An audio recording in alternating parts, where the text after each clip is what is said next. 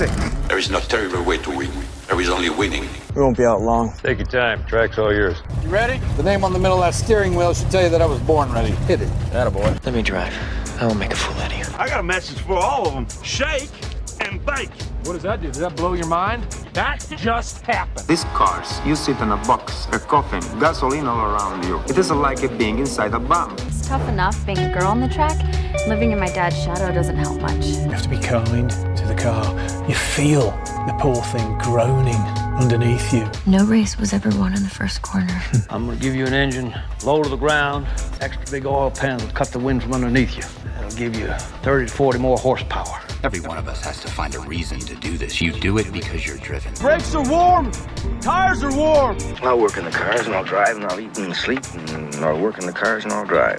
Damn fast, and when you run so close together, it requires fantastic concentration and rather special skills. I was beginning to think I'd never be anything more than a piston-happy lead-foot punk. Then this starts to happen. If you're going to push a piece of machinery to the limit and expect it to hold together, you have to have some sense of where that limit is. Besides, the best drivers don't dwell on the future or the past.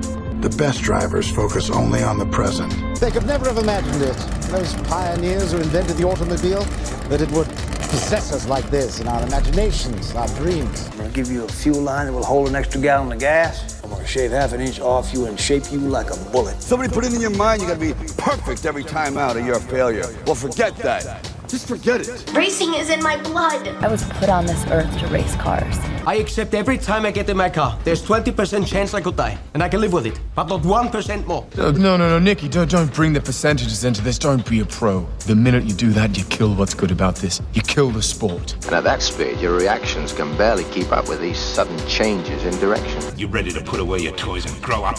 You want me to work the pit and you drive? Fine, we'll try that. The car's a living, breathing thing, and she's alive. If any of us imagined, really imagined, what it would be like to go into a tree at 150 miles an hour, we would probably never get into the cars at all. None of us. Are you ready to become a real race car driver? I am just as good as anybody out there on that track, and I don't need anybody to win my races for me. I wish my daddy were alive to see this, to feel this. And when we get you primed, painted, and weighed, you'll be ready to go out on that racetrack. You hear me?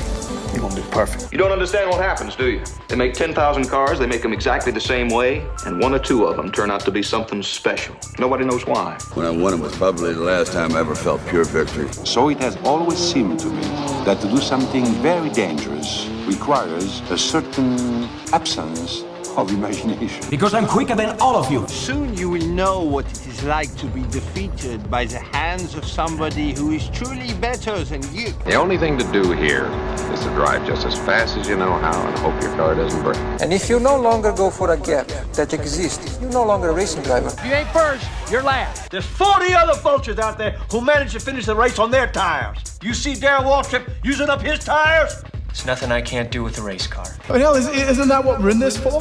To stare death in the face and to cheat it? Come on, there's nobility in that. It's like being knights. Sometimes you could swear the whole thing's falling to bits. No pressure, nobody breathing down my back, just driving because I left it pure. On the other hand, I suppose potential problems are in the back of your mind all the time. So in many ways, I feel responsible for what happened. And You were, but trust me, watching you win those races while I was fighting for my life, you were equally responsible for getting me back in the car. You're so lucky. You sit there all closed in by machinery and bolts, precise things. There's hardly any room for you. It must be a nice, safe feeling. You gotta learn to trust something. Might just as well be the seat of your pants. A lot of people go through life doing things badly. Racing's important to men who do it well. When you're racing, it's life. Anything that happens before or after, it's just waiting. Well, we can drive. We can drive beyond the limits of the tires, the engine, the car, anything else. Look out there. Out there is the perfect lap. No mistakes.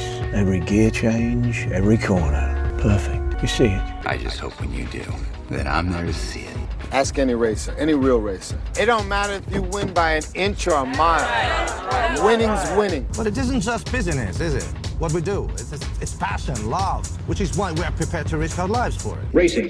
That's the name of the game, isn't it? Win or lose, put up or shut up. Why does everybody keep telling me what my problem is? That you get so emotional. You would never, ever say that to a guy. If you don't leave your feelings off the track, you're never going to get what you want. I'm a race driver, and I can win it on my Please let me race. Fine.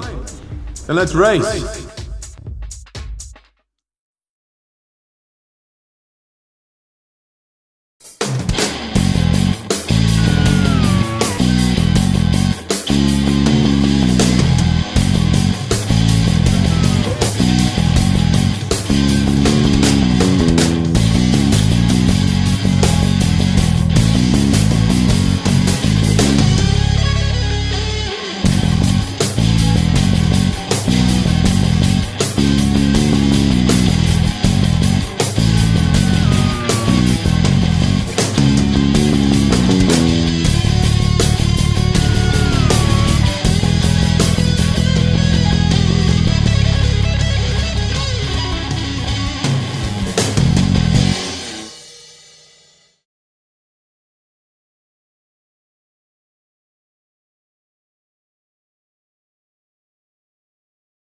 Good morning, good afternoon, good evening, and once again, welcome back to the Grand Prix World Series. We're here for round 9 at Brands Hatch. We are now past the halfway point of the season, and we're starting to get an idea of what the championship contenders could be as we head into the second half of the season. Following the last race at Dijon-Bourgogne, though, we did have a mid-season driver test where teams were able to evaluate their reserve drivers alongside some brand new test drivers to see how they would get on in their Grand Prix World Series cars. And to take you through the results and what happened is over to Tom Cairns. Starting with lead 2, Fonmetal carried through their strong pace with a 1-2 finish for Lucas Auer and Esteban Gutierrez, with their newest challenger Jerome D'Ambrosio almost half a second off the pace. Dams Vaillant had their strongest showing of the season, as new boys Mirko Bortolotti and Nelson Piquet Jr. both ended in the top 6, while James Collado did a fantastic job to put his Real in the top 10. MotoGP legend Marc Marquez had a decent showing in the Force India with the 13th fastest time, while Naruhiro Matsushita and Marino Sato didn't get the most out of the dome in 14th and 16th. Charles Pic and Felipe Drogovic were narrowly slower than their teammates in 19th and 20th, but could their performances put them in the spotlight for a full-time drive in the near future? The most disappointing driver in the Lead 2 test was Karun Chandhok, who circulated a podium finishing car 1.8 seconds off the pace in 24th position, and 7/10 slower than his Saxby partner Sam Bird, who was 12 places higher up. Narain Karthikeyan was slowest of the whole Lead 2 field. In League 1, it was total domination of the test for Minardi, as Jean-Eric Verne lapped over half a second quicker than anyone else. His teammate Jack Doohan finishing second, but still 6/10 ahead of third place Marco Andretti. Conor Daly got the most out of the Leighton House for P4, while Nick Yellerly earned himself a race seat with an eye-catching run to P5 in the HRT. Adrian Quaife-Hobbs showed strong pace once again in the Arrows in preparation for his substitution appearance at Brands Hatch, while Castroneves got himself up to speed for his own return to the grid. Danny Kvyat's return to action after his 2-race ban resulted in a P8 finish, but it wasn't enough to convince Onyx to return him to the grid, while Williamson and Giovinazzi rounded out the top 10.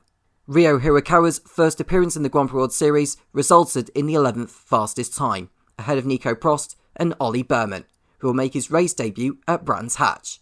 Jehan Duravala exceeded expectations in the 40 with P15, the Indian rewarded with a race seat for the rest of the season.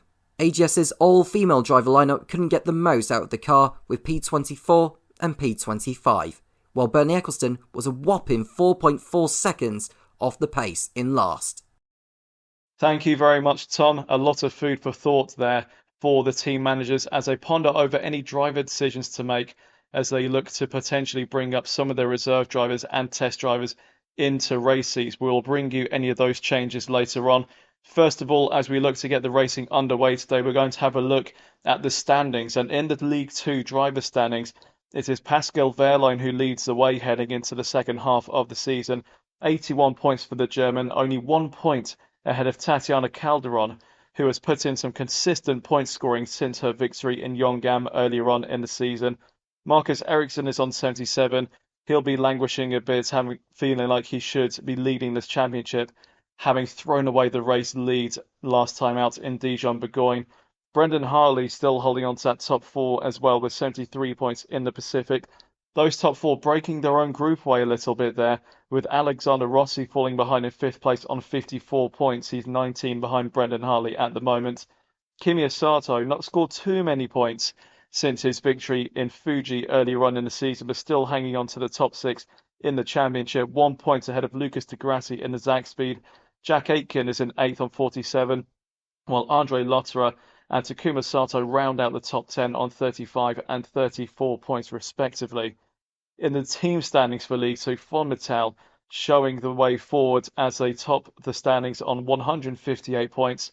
Mastercard Lola is in second on 123. Only 2 teams so far in League 2 into triple digits at the halfway mark of the season. Pacific still in third on 89 points. 4 ahead of Zach Speed, still to win a race this season, but some consistent scoring is keeping them up there fighting for promotion against the likes of Pacific. Dome is in 5th on 83 points, ahead of Force India on 59. LaRousse and Andrea Moda both on 58 points, while Coloni and Carlin round out the top 10 with 39 and 27. Now, as far as driver changes are concerned for the League 2 race today, it's only one thing we need to tell you about. It's a double change at Dams Viant, who is actually under new management. Phil Kinch has taken over from Jake Sanson at the team, and straight away he's made a double driver change as Mirko Bertolotti and Nelson Piquet Jr. will make their marks in the Grand Prix World Series for this season. Mirko Bertolotti will be making his debut at Brands Hatch, while Nelson Piquet Jr. returns since his antics in Season 2 with BMS Scuderia Italia. And how have they fared as far as the grid is concerned? Well, neither of them on pole. It's actually Marcus Ericsson looking to put right the wrongs of Dijon Burgoyne as he put it on pole position. What was a very closely fought session, actually. Out-qualified Mick Schumacher by 44 thousandths of a second, while Gary Paffett in the Ram also within a 10th, and Tatiana Calderon also within a 10th. 4 drivers within a 10th of each other at the head of the field. Very close qualifying this was. Pascal Wehrlein, our championship leader, is 5th, ahead of Brendan Hartley, one of the other championship contenders there in 6th. Takuma Sato, 7th in the Dome, 4 tenths of a second behind Ericsson's time, while Nelson Piquet Jr. on his return to the Grand Prix World Series will line up 8th in a Dams Viant, ahead of Alexander Rossi and Jack Aitken, who gets a better qualifying for himself after a couple of disappointing outings in the last few rounds. Sergio Sette Camara will be 11th in the Pacific Grand Prix, showing good turn of pace for a change this season. He's been struggling a bit to find form. Maybe he could score some points today for the Pacific and aid their championship challenger against Von Mittal. Dan Tickton will be 12th in the Real on home soil, along with Callum Ilott, Jake Dennis and Oliver Rowland, a group of Brits there at Brands Hatch Grand Prix. They were looking to move up and score points today. Mirko Bortolotti on his debut in the Grand Prix World Series will be 16th, ahead of Kimi Sato, Raffaele Marcello, Alan McNish and Mike Conway. That is your top 20, all within a second of the benchmark time. 21st will be Lucas Di Grassi in the Zach Speed, ahead of Christian Lundgaard, Jaime Alguersuari, Fabio Lima and Andre Lotterer, with Luciano Bacchetta at the back, with him and Lotterer picking up back at the grid penalties last time out at Dijon Burgoyne. Well, that is your summary of League 2 heading into the Brands Hatch Grand Prix. And to take you through the action for Lights Out, it is Tom Cairns. Marcus Ericsson on pole again for the second round running. Can he convert it into victory this time? Mick Schumacher hoping to make it 2 wins in a row after his sterling performance at Dijon Burgoyne. As we wait for the 5 red lights to go out, we'll be racing here in Brands Hatch, this legendary circuit based in Kent in the United Kingdom. The 5 red lights are on. Lights out, and away we go. Marcus Ericsson getting off the line well. Mick Schumacher maybe not as good, but watch out for Gary Paffett in the Ram, looking to make a move right round the outside as they approach Paddock Hill Bend. But it's Marcus Ericsson in the Von Mittal who leads. Mick Schumacher second. Next, Gary Paffett in 3rd place, with Tatiana Calderon making a move as they go through Druids. She's up there in 3rd position now in the Mastercard Lola. So 2 Mastercard Lolas in the top 3, but it's Ericsson in lead. Schumacher second, Calderon 3rd. It's Gary Paffett. Pascal Wehrlein in the second. Von Mittal is 5th. Then it's Brendan Hartley's Pacific in 6th position. Takuma Sato in the Dome is 7th, followed by Jack Aitken in the Force India 8th. Nelson Piquet Jr. on his return to the Grand Prix World Series is 9th. And Dan Tickton in the Real in 10th place. As we see Calderon go off as she tried to make a move on Mick Schumacher and very nearly took out the Ram as she rejoined back onto the circuit on the exit of Hawthorns. So a bad mistake there from Calderon, and she's lost 3 positions as a result of it. But there is Ericsson making his way through towards the end of the lap. The last corner of the circuit before they go onto the Brabham pit straight is clearways, and Ericsson seems to have got through there as Alexander Rossi has made a mistake through the left-hander before the end of the lap as Ericsson posts the first fast lap of the race, but that lap time will come down in a short while. You can see plenty of drivers making moves left, right and centre. It's definitely a circuit we get overtakes on. Just seen a move there. Looks like Rafael Marciello getting the move done on Alexander Rossi, and he goes up into 12th position. What a circuit Brands Hatch is. It's putting on a show already in the Grand Prix World Series so far.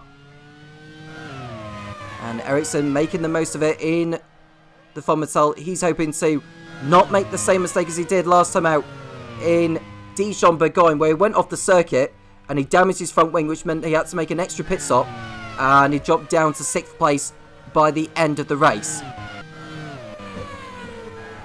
Well, there is Mick Schumacher keeping up with him. Showing some promising signs so far is the young German. We are looking further back. That looks like Dan Ticktum in the final points paying position in 10th spot.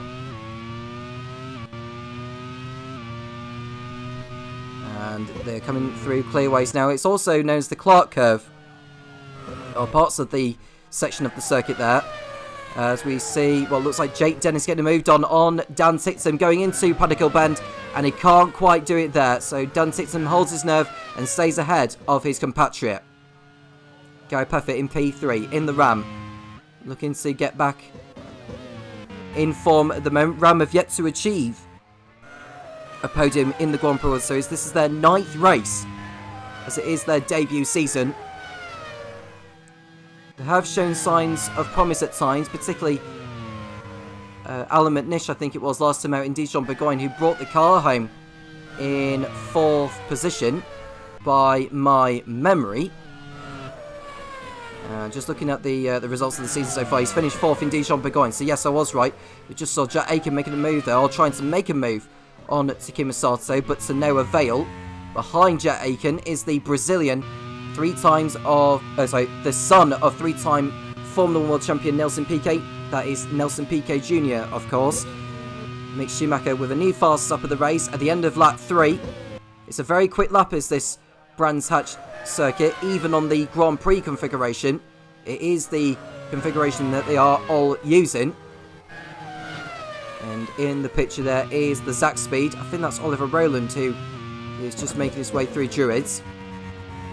And then through Surtees comes Gary Puffett in front of Pascal Wehrlein. And behind Wehrlein is the Pacific of Brendan Hartley. Calderon is still in 6th place at the moment after earlier off in the race. So at least Moscow, though, have still got both of their cars running. Could have so easily been Calderon out on the spot on that one. We've just seen Sergio Sette Camera going for it on Alexander Rossi. The attempted manoeuvre has cost him ground, and he falls back into the clutches of the pack behind. And there is Puffett in P3. As they all complete lap 4. Hartley going for it on Pascal Wehrlein into Panicle Bend, but he can't make the move stick.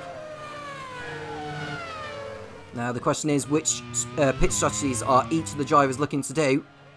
It's unknown until closer to the time, unless we have a look on the dashboards. But Ericsson is ahead of Schumacher for the time being. The gap between the two is just under a second. And another 3 seconds back almost is Gary Puffett in the Ram. Of course, it's 40 years since the co-owner of Motorsport Vision, Jonathan Palmer, made his Formula 1 debut on this track for, of all teams, Ram. And I do recall him saying it was around about 10 seconds off the pace to the fastest car during the course of the weekend.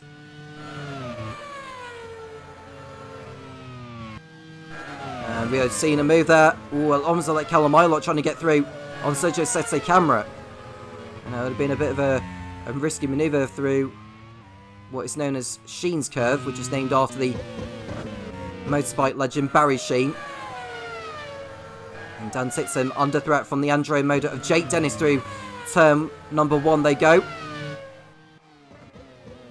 Dixon is able to stay in front for the time being. And there is Ericsson in P1. Behind him is Mick Schumacher. Both are continuing to pull away from the rest of the pack. Now Marcus Ericsson, after his points finish this, as you can see Mick Schumacher running a little bit wide there through Hawthorns, but getting away with it. The championship is concerned, Pascal Wehrlein goes into this 1 point ahead of Tatiana Calderon, with Marcus Ericsson third, another 3 points back. Will make that 2 because he's already got the point for pole position. And Brendan Hartley 8 points off the championship lead in 4th position. It's looking increasingly likely that one of those 4 will win the League 2 Drivers' Championship this season. But never say never to those behind, particularly Alexander Rossi, who had shown some early promise at the beginning of the season, and of course of recent. He just hasn't quite hit the same form as it is just yet. And maybe don't rule out Mick Schumacher just yet either. We've got 8 rounds to go, including this one. And with a victory already under his belt, he may well come into the fray in the closing rounds of Season 3. And there is Gary Puffett, continuing to drop back, but he is holding firm in 3rd position. Behind him is Wehrlein and Hartley.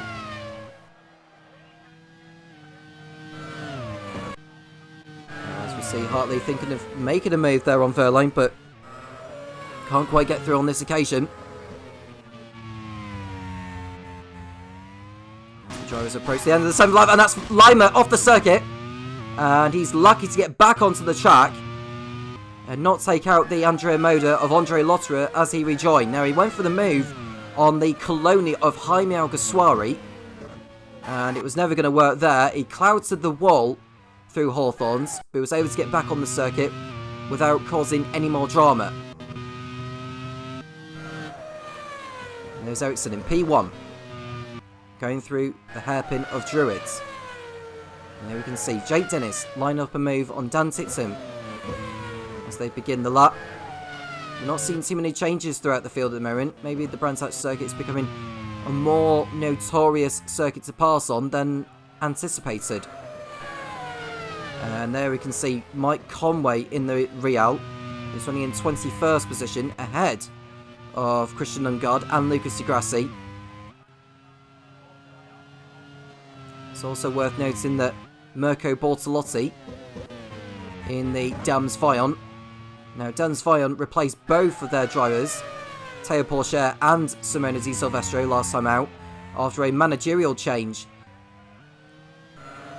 came during the Dijon-Bourgogne round. And Pourchaire was demoted to a reserve role. Simona Di Silvestro is essentially now a free agent. Jake Sanson was previously in charge of the team, and now it's in the hands of the former AGS team manager, Phil Kinch.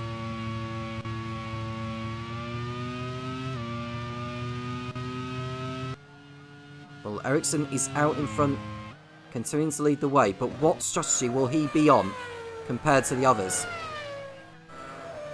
Now here's Luciano Bicetta trying to get through on Alan McNish into turn 1, but to no avail.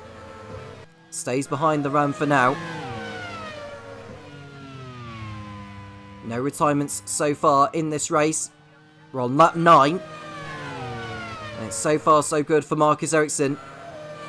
We'll be hoping to keep it that way up until the checker flag. Now you see Alexander Rossi thinking about a move on Oliver Rowland into Westfield, but can't quite do it there.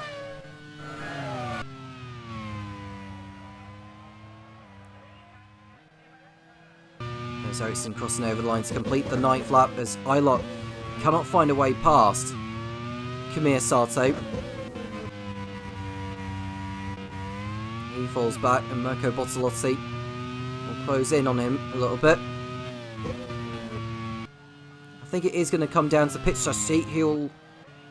Which strategy will be the best. Depends on how much time you do lose in the pits, of course. As Jake Dennis goes for a move up the inside of Nelson Piquet. Dan Titson's already got through, so is Piquet Jr. carrying an issue here? Because it looks like he's lost 2 positions in a blink of an eye. We'll find out in a moment as we go back to Ericsson.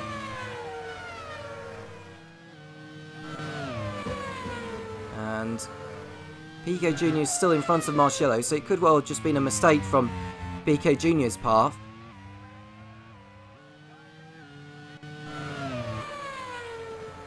And there are the leaders.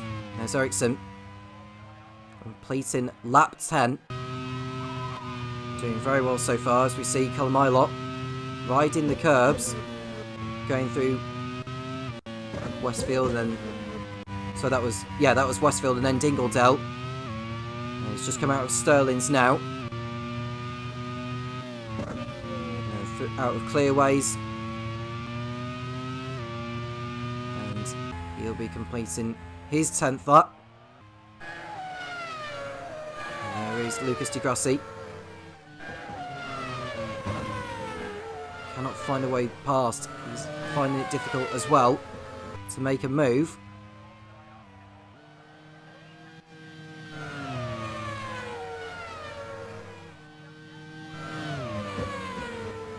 This is the 9th round of the Grand Prix World Series. After Brands Hatch, we go to Hockenheim, Panonia, Valencia, Buenos Aires, Curitiba, San Carlos, and Laguna Seca, which will be the hosts of the final round. The calendar for Season 4 is in progress. We don't have any news in terms of what the calendar is going to be until further down the line. And there's Puffett in P3. Nearly 3 seconds in front of Tatiana Calderon. Is now in front of Pascal Verline and Brendan Hartley, believe it or not. So Calderon's gone back up to 4th position now. She seems to be making up some important ground. And there we can see the Zach speed,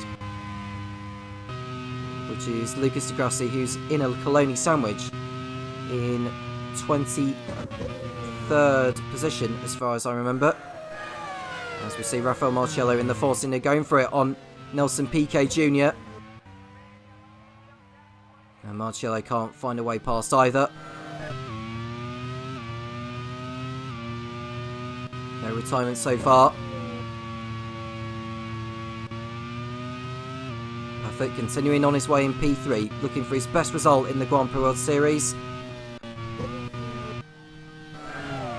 And his previous best result, Gary Perfect,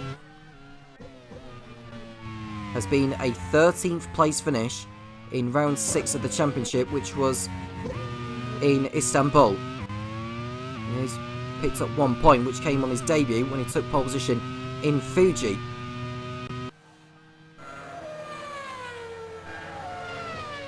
There you can see Fabio Lima getting through on Andre Lotterer now, and that move was good enough for him to go up into 25th position. Beginning to see a few more overtakes now, which is good to see. The gap between Ericsson and Schumacher is 1.1 seconds.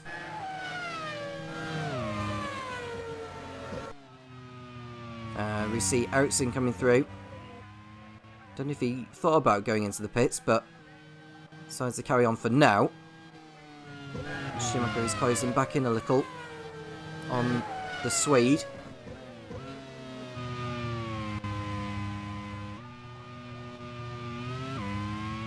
Now Marcus Ericsson, who has won on 2 occasions this season, in Zental and in Kyalami, hoping to make it 3 for the season, which will be the 5th for Fond Metal this campaign.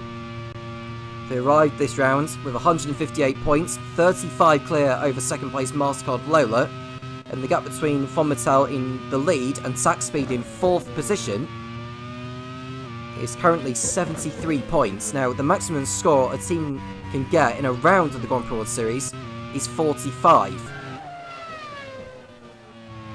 Fond Metal looking very, very good for promotion this season.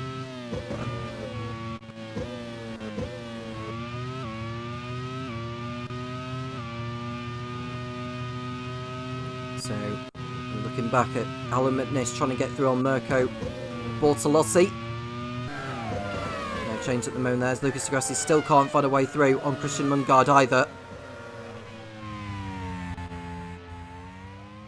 I'm just wondering if we'll be seeing any pit stops anytime soon. Ericsson continuing to lead, only 1 second clear ahead of Schumacher.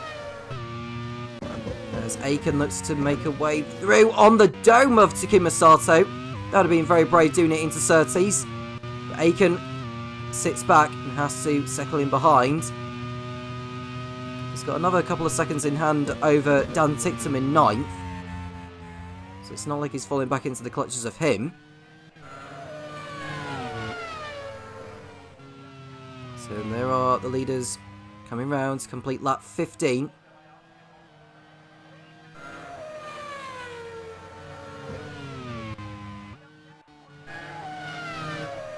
And the two are going through Druids now. Gary Paffett in 3rd. You can see Brendan Hartley going for it on Pascal Verline into Paddy Gilbert, but he can't get through yet either. Having to hold back is the Kiwi. Racing Formula 1 for Toro Rosso at the back end of 2017 and raced full time for them in 2018, but it didn't quite work out for him as he had hoped. And since then he's been involved in Formula E for a bit, and of course the World Endurance Championship with Toyota Gazoo Racing.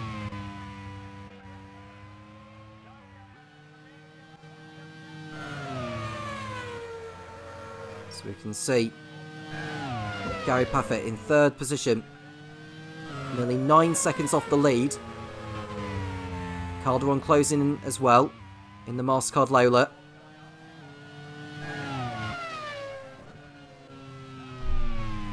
And we can see a pit stop in the Mastercard Lola garage as Mick Schumacher comes in from 2nd position. Now, how long is the pit stop going to be for him? I don't think we saw an image of Schumacher coming in, and Brendan Hartley is also in. He was in behind Calderon as well, and he'll have been in 4th position.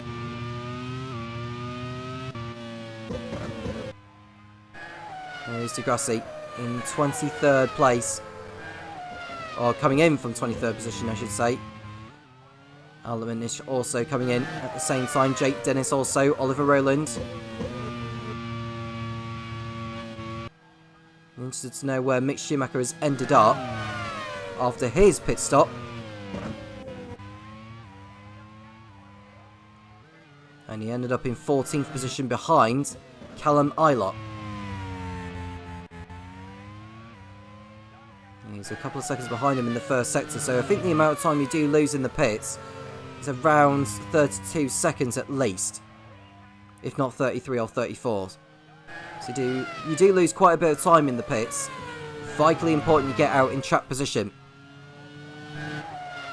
Oh, that's a big shot! That's Tatiana Calderon!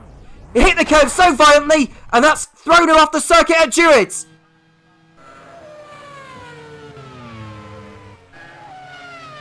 Terrible mistake there by the Colombian.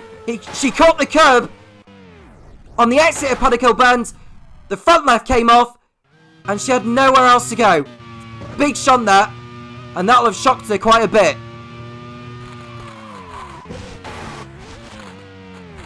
Just when it was looking good for Mastercard Lola, has somewhat turned upside down. Tatiana Calderon out of the race here in Brands Hatch, and that's a bad dent to Mastercard Lola's promotion hopes.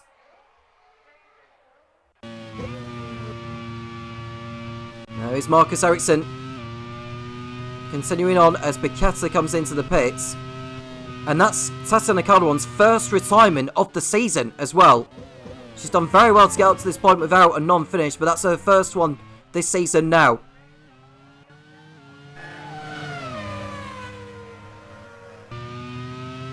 It's a bad dent to her Drivers' Championship hopes too.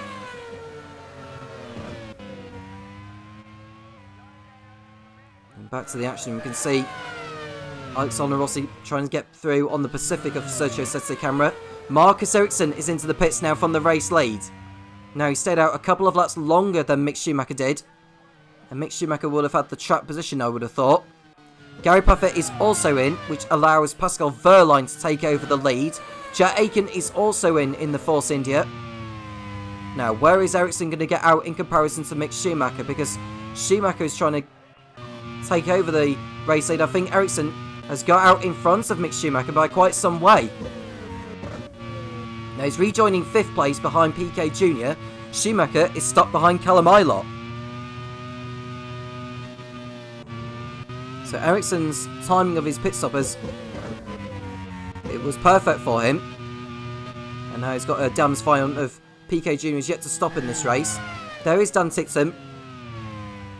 Keep going there in P3 as Ericsson makes a move on Piquet Jr. Does he get through? Yes, he does. Into Hawthorns. And he goes through as Mick Schumacher does so on Callum Ilott. Well, Pascal Wehrlein carries on his way. He'll be coming up to bat markers, I'd have thought, very shortly. Although he's not stuck behind anyone yet. I would have thought he would be on a one-stop strategy. Will Pascal Wehrlein. It's already won, I think, on 2 occasions this season as Wehrlein, I'm mistaken.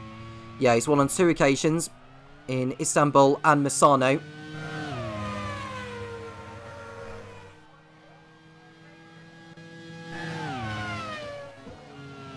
It's all falling into place for Von Mattel at the moment. Mascot Lower will be ruined.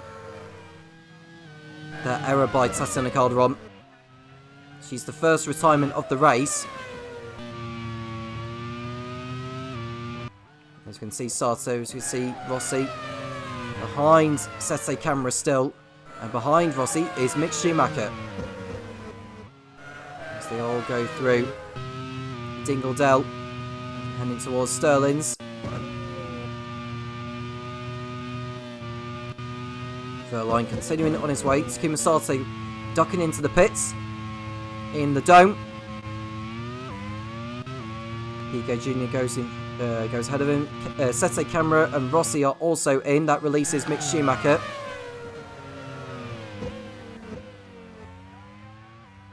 And there we can see Andre Lotterer stopped behind Fabio Lima. Dan Tixon up there in 2nd place now in the Real. Going very well indeed.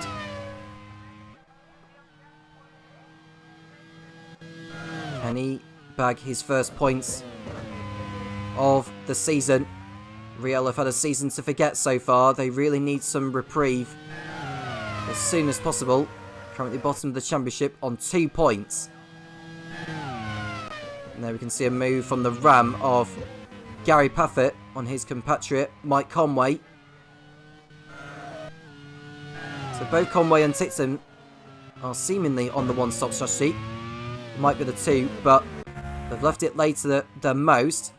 So Wehrlein and Tixon come into the pits. That allows Marcus Ericsson to go back into the race lead. And Mick Schumacher will go back into 2nd place. Piquet Jr. also in the Dams Vion. Callum Ilott also heading in. And Mike Conway is staying out in the Real, which is interesting.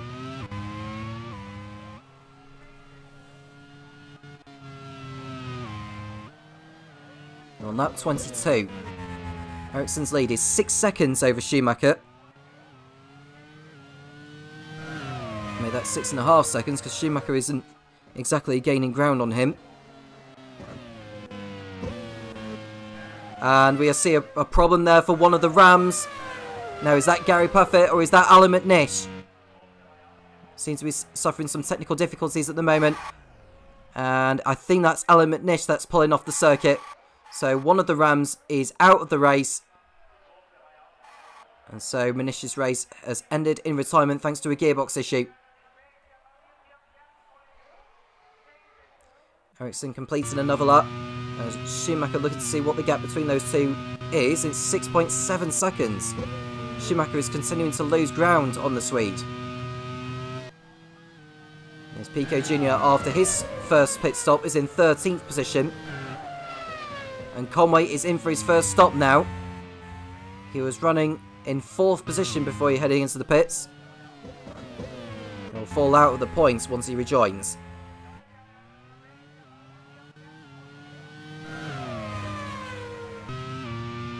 And there is Bortolotti. Trying to make a move. Can't quite tell who that is. He's outside the top 15 anyways, Bortolotti. Just saw an image there of Dan Tipton, who's in 8th place now. After the pit stops. Having a strong race indeed. And this has been Real's best performance of the season so far.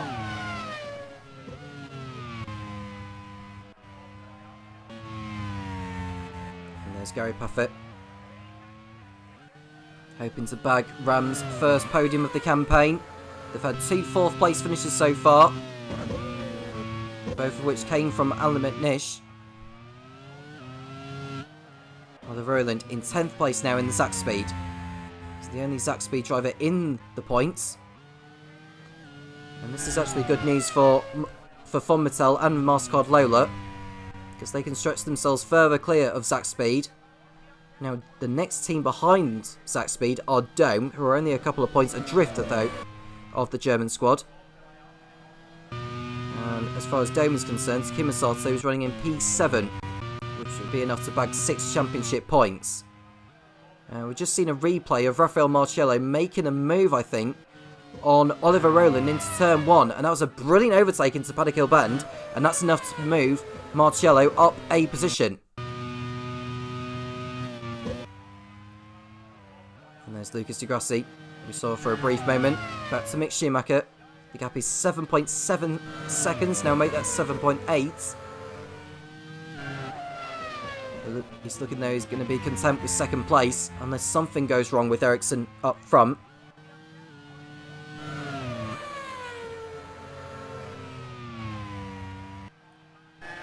At least Ed Spencer has got 2 of his cars in the points now. Jack Aiken in 6th, Marciello in 10th. Force India went into the round, 6th in the standings. 40 points off automatic promotion, or promotion I should say. You can never know what could happen in the second half of the season. The next upgrade window opens after the Brands Hatch Grand Prix round. An opportunity for the managers to improve their cars' reliability and brake horsepower. And that can make all the difference between winning and losing. And sets the camera looking to make a move on Kamir Sato for 14th position at Paddock Hill Bend. Didn't quite come off. But Paffett is in P3. Doing very well in this one. He's nearly 4 seconds clear of Pascal Wehrlein. Just 2 drivers out of the race so far. Alan McNish we lost most recently after a gearbox issue. And at the same spot, Tatiana Calderon hit the curb and the grass very heavily. It torn the front left wheel off and it threw her off the road. She's okay, but her race was very much over on the spot there. And we have 24 drivers still running in this race as we see Kamir Sato under threat still from the Brazilian Sergio Sette Câmara. And behind Sette Câmara is the LaRousse of Calamaila and the Dans Vion of Mirko Bortolotti.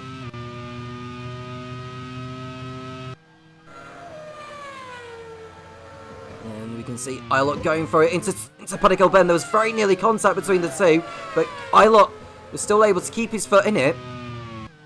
And that's going to give Sette Câmara more to worry about at this moment in time. Now Ericsson will be coming up to back marker shortly, and Paffett nearly driving his car into the wall there through Dingledale. He was able to come away from that unscathed. We're approaching the halfway point in this race now. It doesn't seem to be like we're seeing any one-stoppers at this moment in time. I think it's going to come down to maybe survival of the fittest, in all honesty, but the cars are, you know, maintaining the reliability. You never know what can happen from here on in. As we see Nelson Piquet Jr. in the Dunsfoil going for it on the sack speed of Oliver Rowland. He's not able to get through there. And that's going to allow Alexander Rossi to close back in again.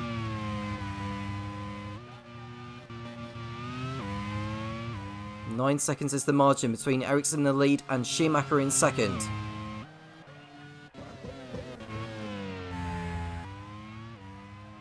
And there is Schumacher running in P2. As Conway looks to make a move. I think that's the Carlin Luciano Becchetta, but he's nudged him out the way through Surtees. We'll get a replay of that, but it looks like Conway just bars his way through. Now, does Becchetta leave him enough room, or does he not notice that Conway was coming through? I think that's more on Conway's part, to be honest with you. I think he just bashed Becchetta out of the way, and that'll be a 10-second time penalty coming his way. Just waiting for the stewards to update us on the situation, and it's a 10-second time penalty for Mike Conway, so wherever he ends up, 10 seconds will be applied to his race time.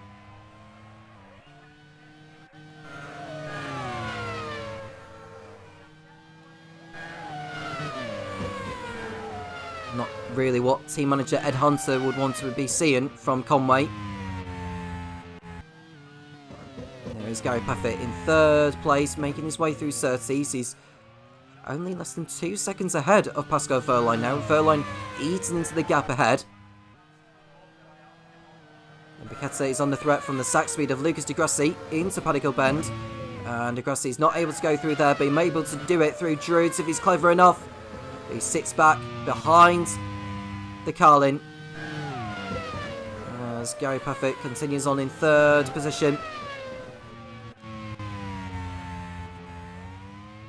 We've got the League One race coming up after this, so do not go anywhere.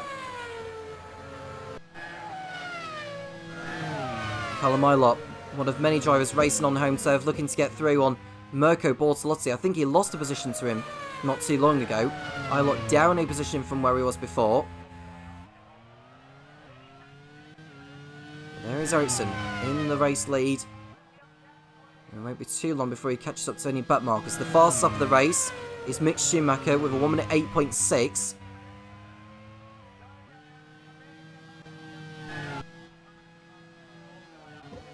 And further behind we are seeing Piquet Jr. attempting to make an overtake on Oliver Rowland.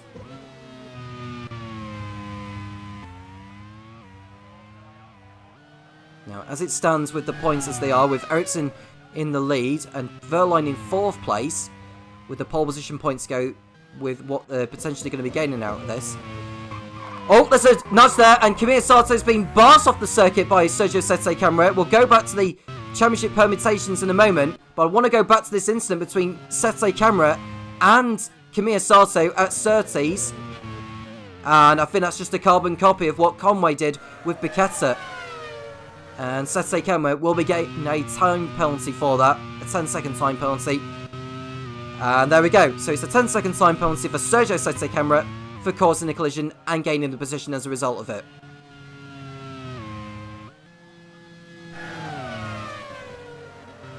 And Di Grassi trying to get through on what looked like the Carlin there of Luciano Becchetta. So going back to what I was saying about Fonmetal, they are on the brink of getting 38 championship points, with Marscard Lola only gaining 19. They'll be extending the gap over them, as we just... well, Di Grassi was trying to make a move on... so it's not Becchetta, it's the Dunsfoil of Bortolotti by the looks of it. I think that might be... Or is that Oliver Rowland trying to get through on Nelson Piquet Jr.? Can't quite tell. The gap was 35 points between Fonmetal and Marscard Lola. As it stands, it will increase to 54 points. As far as where sack speed are, and perhaps Dome as well for that respect. Dome would be getting 6 points. Sack speed at the moment would be getting 0. Dome will move in front of sack speed into 4th place. And Dome will go on to 89 points. They'll tie on points Well, they would be tying on points with Pacific if Pacific weren't scoring, but Brendan Hartley is up there in 5th position. So the gap between Von Mattel in the lead and Dome in 4th position, as we see Roland come into the pits with an issue, so that's his race more or less ruined.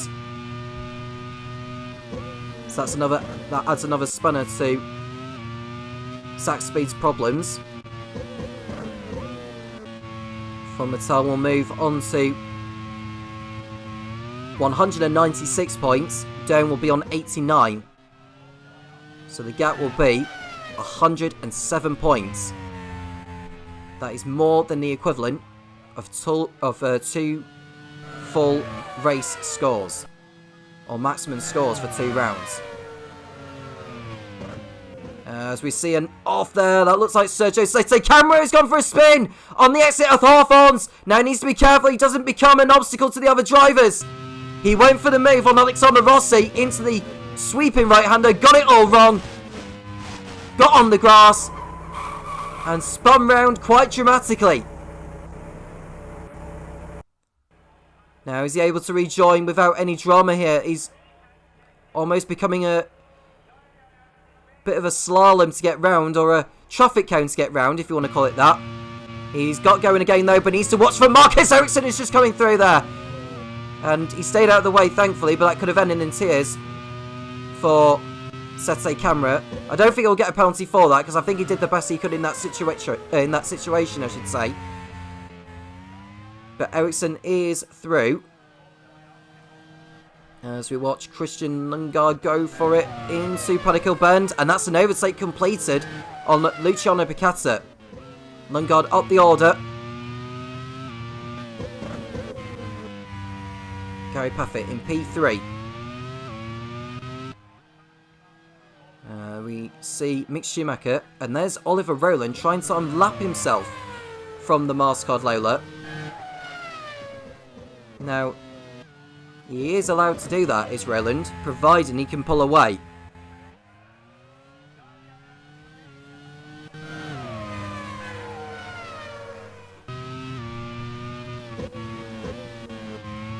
Lucas Di Grassi, he's running in 19th position.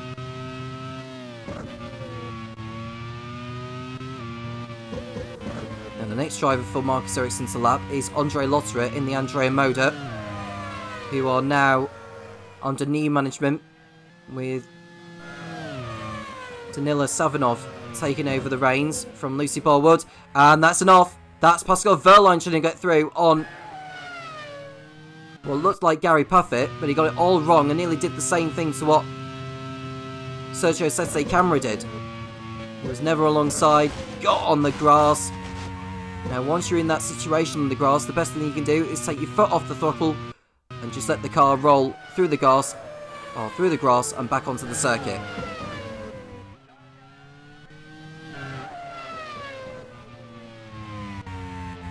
And the gap that Ericsson has over Mick Schumacher is 12 seconds now, or 12.8, because Mick Schumacher has been having trouble trying to keep Oliver Rowland, who's a lap car, behind him. I wonder if Rowland has got ahead of Schumacher on the road.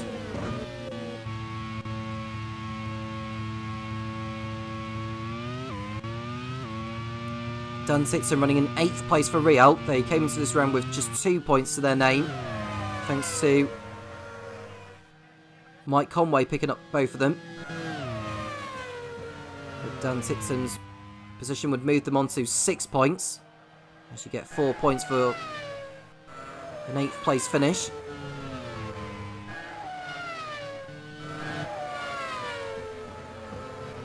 And the gap between Ericsson and Schumacher is 13 seconds. And Schumacher's continuation of Oliver Rowland, in terms of the way that Oliver Rowland is trying to go about his race right now, is continuing. He wants to try and get through on Mick Schumacher. And Mick Schumacher is still having issues, and he's losing time battling with the Zach Speed, even though he shouldn't really have to. And this is not going to go down with team manager Marcus Johansson. And maybe a few words with the Zach Speed team manager Mike Smith afterwards.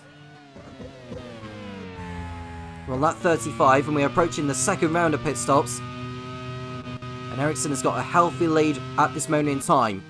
But when does he decide to go for the pits? He'll probably want to go in the pits now. Will Ericsson. And there's Ilott behind Kamiya Sato. And Dome haven't really had too much to celebrate since their famous victory in Fuji.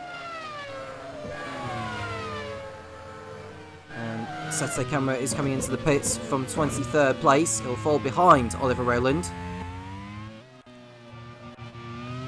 There's Andre Lotto, who's been lapped by the leader.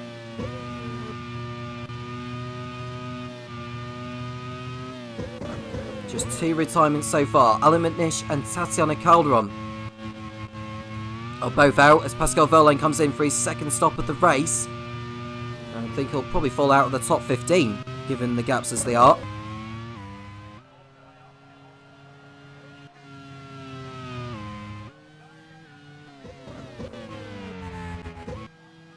Andre Lotto trying to get through on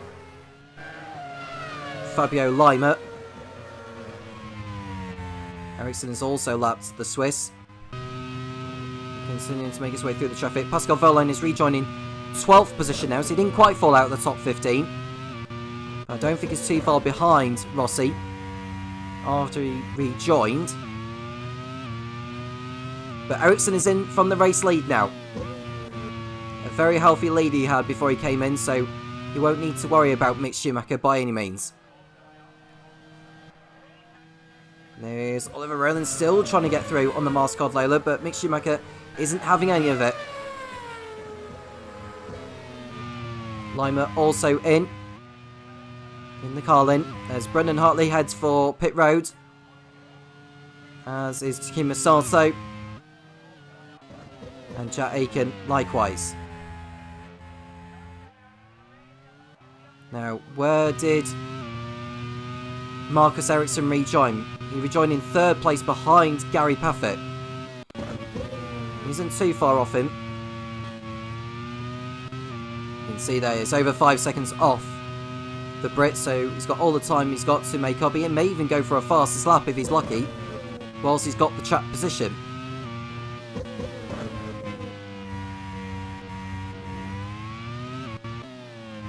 Now, as you can see there, there's a lockup from Jake Dennis as he looks to defend from the Coloni. We're going to see a replay, and he's coming out of the pit lane. Lundgaard has already gone through. Jake Dennis comes out, and it's Jaime Alguersuari he rejoins into the path of. Now, Dennis stayed within the pit exit line, and Alguersuari didn't quite read that in time, and I don't think there'll be any investigation being made to that, and no, there isn't going to be any, so it's as you were. Ericsson coming around to complete his outlap and perhaps think about going for a fastest lap of the race, because why not? A championship point is up for grabs for that. And there's a move there from Mike Conway on Callum Ilott. And he is through, no problem. And Marcello pits in from 5th position in the Force India.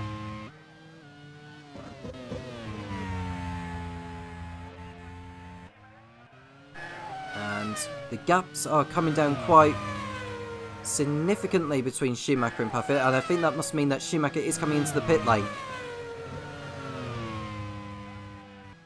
We'll find out in a moment, because we see a move from Sete Camera on Lima, which doesn't quite come off in the end. And yeah, I think Schumacher has got a problem because the gaps have come down quite significantly. He must go into pit road to get the issue sorted out. So Paffett takes the lead from Mick Schumacher, who's gone into the pit lane. So Schumacher's picked up an issue on his lap. He was probably going to be coming into the pits anyway to get his final stop done, but he's lost so much time because of the electrical problem, I would have thought, that he had before he ducked in. So that's not good news for the Mascot Lola squad. And that will mean he'll lose even further ground to Marcus Ericsson. And what will Wehrlein? I think Wehrlein will stay behind Mick Schumacher. But the gaps will be a lot closer between those two in the closing stages. Seeing pit stops aplenty with Ticton, PK Jr. Kamir Sato also in.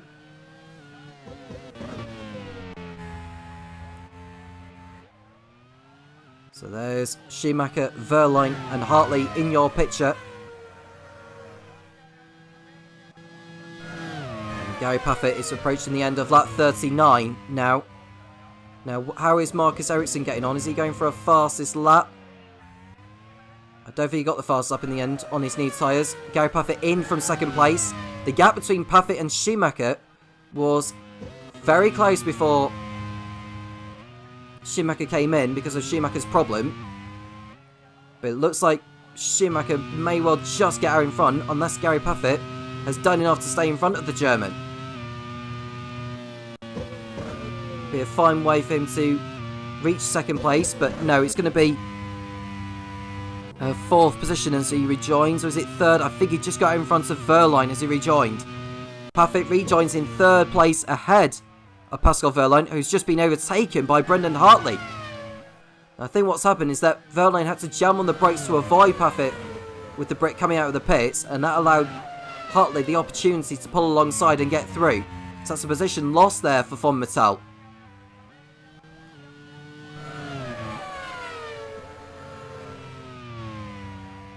Rowland pitting in for a third time. He'll rejoin in last position, no problem. Ericsson's lead then is 25 seconds nearly over Mick Schumacher. And Ericsson will be making his way through the traffic as we are heading into the closing stages of this race now. We're on lap 41 out of 56. And there's a move there, or what looked like a move for a moment. That was Lotterer and Lima going through Druids. There we go, side by side. Lima going for it into Druids. Does Lotterer know that he's there? Not really. Don't think any action will be taken on that. Behind Lima is Sete Camera, and no further action is going to be taken on that.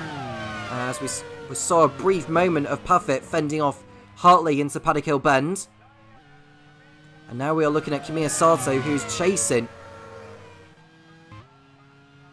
Can't quite tell who that is he's chasing there, but we've seen a pit stop from Mike Conway, and Christian Lundgaard is also in, as is Luciano Piquetta in the Carlin.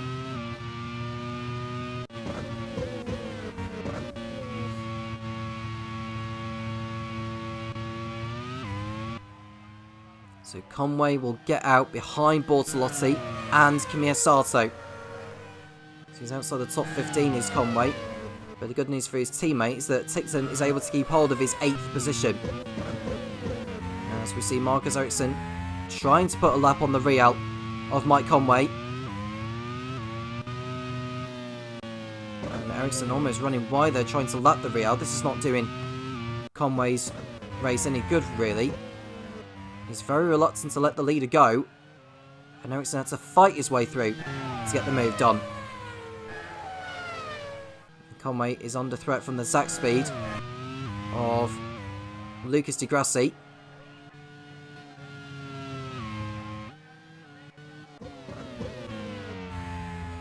There is Mick Schumacher, the sole surviving MasterCard Lola, in second place, with Gary Paffett in third, with Alguersuari heading for the pits for his last stop.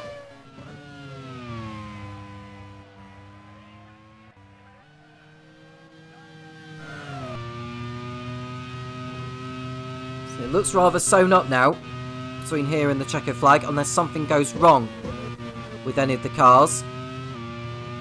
Marcello is in 9th place, and Jake Dennis in the Andromeda is in 10th position.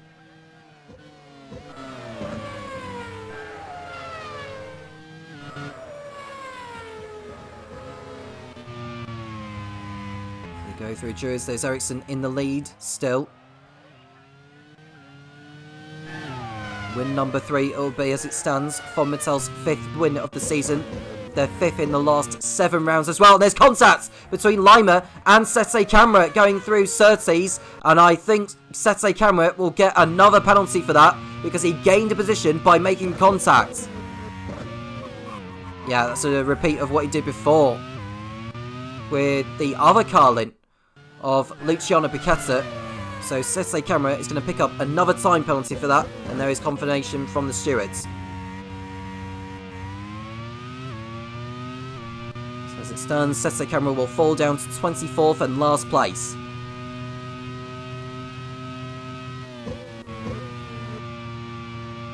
Now, with the number of runners we've got left in this race, the all-time record for finishers in a Grand Prix World Series race is 23, which is what we achieved in the League 2 event in Istanbul this season. Should there be no more retirements, today we'll break that record.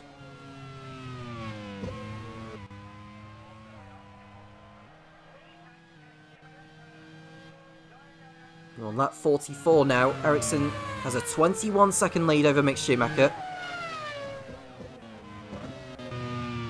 Continuing to make his way through back markers.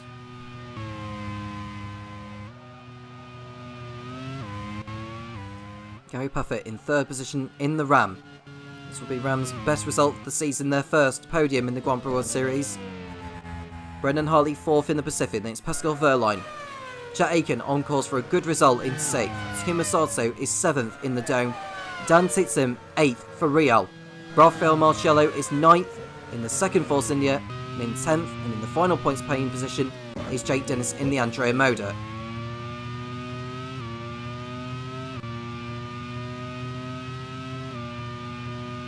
Now we can see this is Lucas Di Grassi fending off Christian Lundgaard through Paddock Bend. Piquetta will join the Giro very quickly.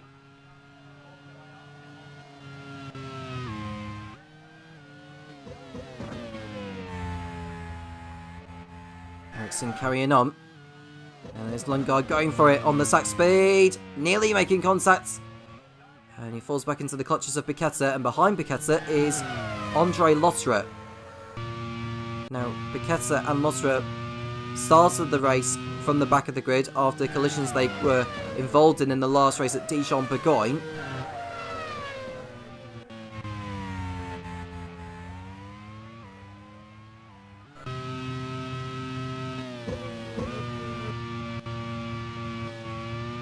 This is lap 45 of the race. Looking very good for Mattel for a first and fifth. And behind the quadruplet that you are seeing in your picture should be Jaime Alguersuari. There he is in the background. So it could be a 5-car battle at the moment, but there's a move from Christian Lundgaard, and that's a sensational overtake on Lucas Di Grassi into Paddock Bend. And that's good enough for the Colonians to go up into 17th place.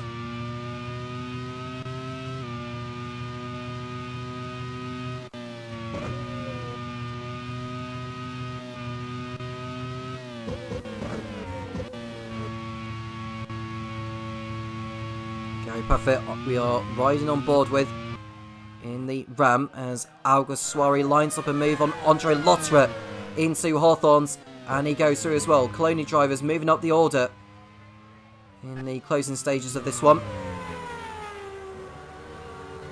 There's Marcello, who's running a 9th ahead of Jake Dennis. Both on course for points today.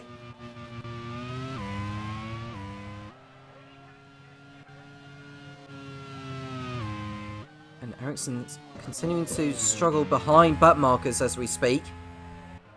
As Brendan Hartley is keeping his car on the circuit. He makes his way through Sterling's. Now, Brendan Hartley hasn't finished in the top 4 since round 5 of the championship, which would have been in Kyalami. So he picked up 4 points in the last 3 races. He was the championship leader earlier on in the campaign, but not anymore.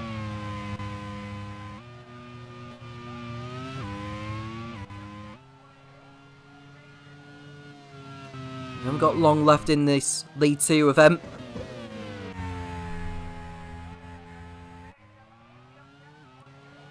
It looks like Ericsson is going to make it 5 wins from 7 for Mattel this season, considering their dominance for the campaign.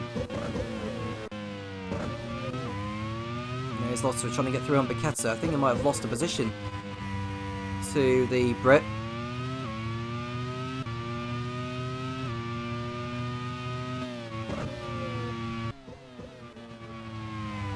There are 2 drivers who will be serving time penalties in the race. Setsy Camera is serving 20 seconds. And the other driver, he'll be getting a penalty as well. Just trying to remember off the top of my head who that is. It'll be someone towards the back end of the field, which will be Mike Conway. So Conway will be serving a 10-second time penalty for a collision that he was also involved in. 9 laps remaining. Ericsson's lead is over 20 seconds. It is coming down a little bit, but only by a little bit.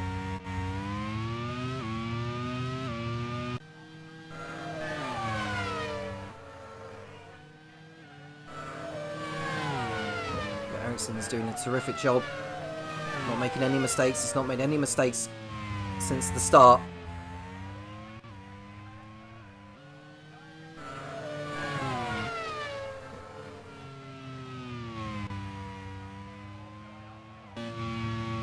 He's coming up behind Callum Ilott now, who's running in 15th. And Ilott will want to stay out of the way of Ericsson, which he does so. But Ericsson's having to fight his way through. Just like he was doing with Mike Conway earlier on. There's Oliver Rowland being lapped by Mick Schumacher. And Degrassi is tussling it out with Bicetta. I think Bicchetta's moving in front of Degrassi now into 19th position. And now we've got another battle on our hands as Rowland looks to make his way through on Lima for 23rd. And we see Gary Puffett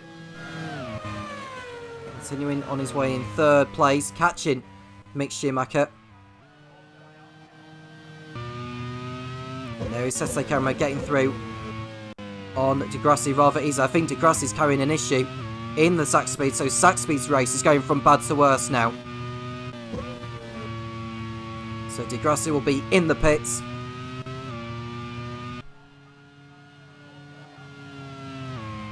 He may even try and go for a fastest lap or something, will Lucas Degrassi. Yeah, he's into the pits. And he'll go down to last place.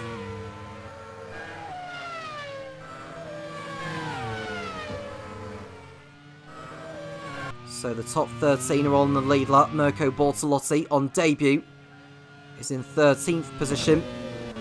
And we see a problem in the rear, and it's Dan Titsum who's going to be pulling off from 8th place. What a terrible shame for the Brit and for team manager Ed Hunter. One of their best chances of scoring points disappearing. Only the 3rd driver to retire from this race. Titsum goes no further in the Brands Hatch Grand Prix.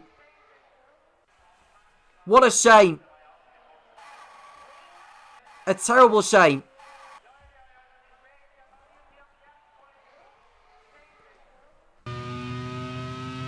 What must Ed Hunter be feeling right now in the closing stages? Well, Mike Conway is running in 15th position on the road. He'll be serving a 10-second time penalty for contact he made earlier on, which will drop even further back. And there is Mick Schumacher then, trying to make his way through the back markers. The next one is Sergio Sette Camera in the Pacific. As we see Oliver Rowland in the Sax Speed in 22nd place now.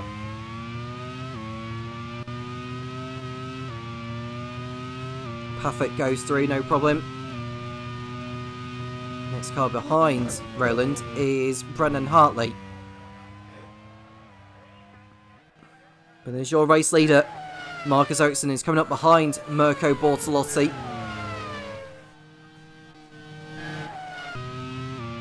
See Jake Dennis, who's up to 9th place in the Andrea Motor, on course for 2 points.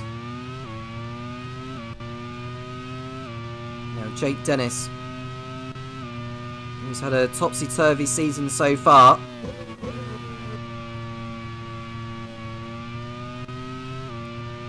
And looking at how his season has been going, he hasn't scored in the last 3 races. Picks up a 5th place finish in Fuji and a 4th place finish in Kyalami. And Dixon's retirement has also promoted Rafael Marcello up to 8th and Alexander Rossi up to 10th. Now, as far as Dams Vion are concerned, if one of the top 10 were to drop out in the closing stages, Nelson Piquet Jr. would inherit that point on his return to the Grand Prix World Series. And here's Mick Schumacher looking good for a second place finish today. As far as the League 2 Drivers' Championship is concerned, with Pascal Wehrlein on course for a 5th place finish, Calderon not scoring, Ericsson on course for 26 championship points, Hartley only getting 12. Marcus Ericsson will move into the lead on 103. Wehrlein will be second on 91, and Hartley will be in third on 85. Calderon will be in fourth on 80. Alexander Rossi, who's running in 10th place in this race, will get 1 point. As it stands, he'll remain in 5th position. You can just see Lima locking up there. And Mick Schumacher, who would get 19 points in this race for getting the fast lap as well as 2nd place, he would move on to 52, which would put him, I think, behind Aitken, but ahead of Kamir Sato, Lucas Di Grassi and co. So I think he'll be in 7th place in the championship, will Mick, after this race, given that he had only arrived in round 5.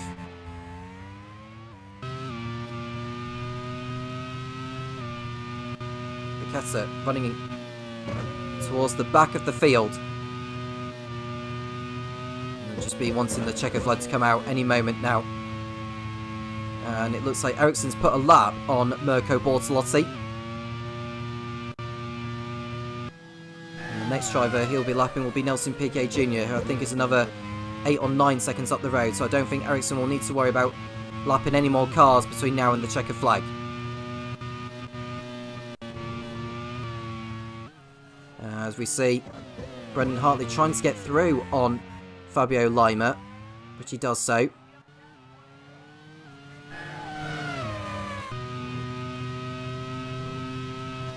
And we see Mick Schumacher and Dan Titsum, Alan Manish and Tatiana Calderon, the only drivers out of this race so far. It looks like we're going to be equaling the all-time record for most number of finishes in a Grand Prix World Series race. Rossi's trying to get moved on Jake Dennis for 9th position. This is for points. And if they start tussling, that might bring Nelson Piquet Jr. into the fray. 2 laps to go then. The gap between Ericsson and Schumacher has come down to 18 seconds. And despite Schumacher's problem earlier on, he's very lucky to keep hold of 2nd in all honesty. You needn't to worry.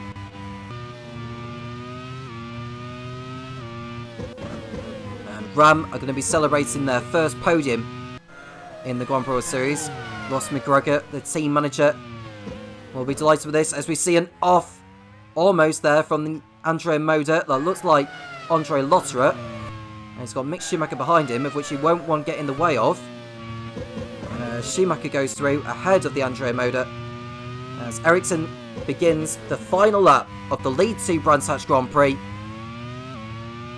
He will not make any more mistakes from here on in, I wouldn't have thought.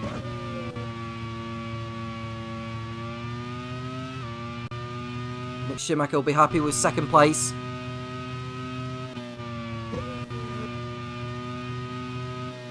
The top 11 are going to be finishing on the lead lap, as we see Rossi trying to get through on Jake Dennis.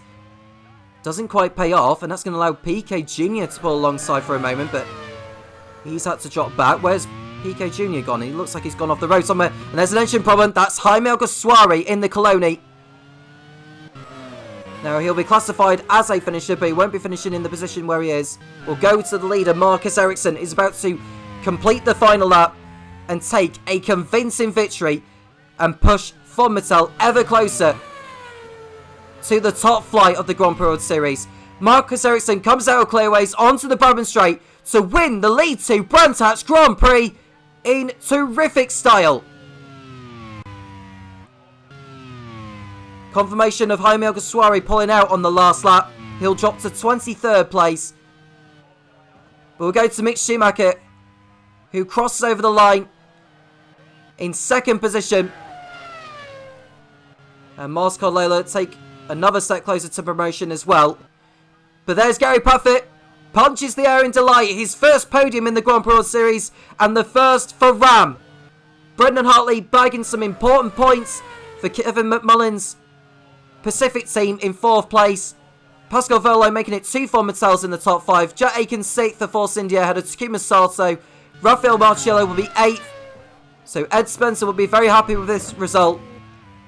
Alexander Rossi getting ahead of Jake Dennis on the last lap to go up into 9th place. So that's 2 points instead of 1 for him. Dennis will pick up the last point for Andrea Moda in 10th place, with Nelson Piquet Jr. the last on the lead lap. But there's your race winner. It's Marcus Ericsson in Brands Hatch in lead 2. Congratulations. Mick Schumacher 2nd ahead of Gary Puffett. It's Brendan Hartley in 4th. Pascal Wehrlein 5th. With Jet Aiken in 6th place ahead of Takuma Sato. Rafael Marciello making it 2 Force Indies in the top 8. Have Alexander Rossi and Jake Dennis, who round out the point scorers. In 11th position will be Nelson Piquet Jr. on his return to the Grand Prix World Series for Dams Fayant, with his teammate Mirko Bortolotti in 12th. Kamir Sato ahead of Callum Ilott. Christian Lundgaard in 15th ahead of Mike Conway, who was classified in 16th place after his time penalty. Luciano Piquetta 17th after his time penalty. Oh no, sorry, not after his time penalty. I'm just going to say about Sete Camera. Andre Lotterer, Fabio Lima and Oliver Rowland running out the top 20. And then we go to the last of the runners, Lucas Di Grassi, Sergio Sete Camera and Jaime Alguersuari, who dropped out of the race on the last lap but was classified as a finisher. Dan Tixon, Alan McNish and Tatiana Calderon were the drivers that did not finish the race.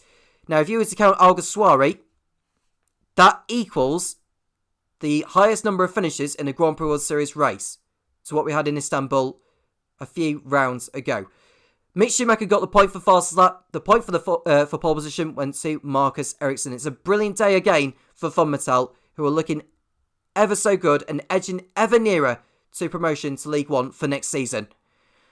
It's time to run down on the championship standings, courtesy of Topher Smith. Well, a fantastic performance there for Marcus Ericsson, putting Dijon Burgoyne behind him, and now he takes a race victory here in Brands Hatch to move himself into the lead of the Drivers' Championship. He moves up to 103 points ahead of Pascal Wehrlein, his teammate, on 91. The two Fonmatels running 1st and 2nd in the Drivers' standings as we are now past the midpoint of the season. Brendan Hartley is in 3rd on 85 ahead of Tatiana Calderon, dropping down a couple of positions now on 80 points there. Alexander Rossi on 56 ahead of Jack Aiken on 55. Mick Schumacher has moved up to 7th in the championship, now on 52, ahead of Kimi Sato, Lucas Di Grassi and Takuma Sato. That is your top 10 in the League 2 driver standings after Brands Hatch. Looking at the teams, Formatel absolutely running away with it at the moment, 52 points ahead of Marcel Lola on 194 and 142 for the top 2 teams there. Pacific Grand Prix are on 101, breaking into triple digits for this season. Dome 4th on 89 ahead of Zach Speed on 85. Force India on 71 ahead of LaRousse on 60. Andrea Moda on 59. Ram Racing on 40. And Scuderia Coloni on 39. Carlin has been shuffled outside of the top 10 after their home Grand Prix today. They won't be too happy about that. But Perry Brown will be doing everything he can in the upgrade window to make sure they get themselves back into that top 10. Now, looking ahead to League One, this is where the majority of the driver changes have happened following the mid-season test at Dijon Burgoyne. So we're going to rattle through these as quickly as possible for you. First off, at Super Aguri, Paul de Resta was banned from the Brands Hatch Grand Prix after he took Sebastian Bourdais out in Dijon Burgoyne. And Formula 2 ace Oliver Behrman will make his Grand Prix World Series debut in Super Aguri in the place of Paul de Resta. At Leighton House, Sebastian Buemi also collecting a race ban after he took out Robin Freins from the French race. Helio Castroneves will be making his return to action this season in his place and will be looking to make an immediate impression and put some points on the board for Leighton House. Nicholas Latifi has picked up his 2nd race ban of the season after, in the closing stages in Brands Hatch, he put Adrian Sutil into the wall at turn 1. And Antonio Giovinazzi will once again be stepping up to fill the vacant seat at BAR. Arrows have made the decision to put Adrian Quaife-Hobbs back into the car for another go in place of Danny Juncadella, who has shown some inconsistent form this season, and Arrow's making that decision to give Quaife-Hobbs another crack at it to evaluate him for the rest of the season. Forty Corsi was impressed with Jehan Daravala after the mid-season test, and that was enough for Dave Goddard to decide to put him in the car in place of Mahavir Raghunathan for the rest of the season. At Prost, Jean-Eric Vergne has stepped into the team in place of Artem Markelov. Tom Cairns and Giacomo Pagliaro have struck a deal after Vergne topped the times in the mid-season test, and he will now drive for the Prost team for the rest of the season, with the caveat that he can be recalled at any point in the season should either Antonio Felix da Costa or Nick de Vries not be able to race. At HRT, Nick Yellerly will be given his Grand Prix World Series debut in place of Adrian Sutil. John Monroe wanting to get some more points on the board and feeling like Nick Yellerly, after finishing 5th in the mid-season driver test, will be a better shout for that, and he will give him his debut today at his home race. We'll keep track of his progress as he goes on today. And that is it. That is all of the driver changes, looking through my list here, all of the driver changes that have been confirmed for Brands Hatch today. But before we get underway with the race today, we're going to take a quick look at what the standings are heading into this one. And Scott Dixon has built himself a nice lead of 108 points over Will Power in the Leighton House on 64. He's more than a race win ahead of his rival at the moment, and he will be quite difficult to catch, but everything to play for still with 8 races left to go this season.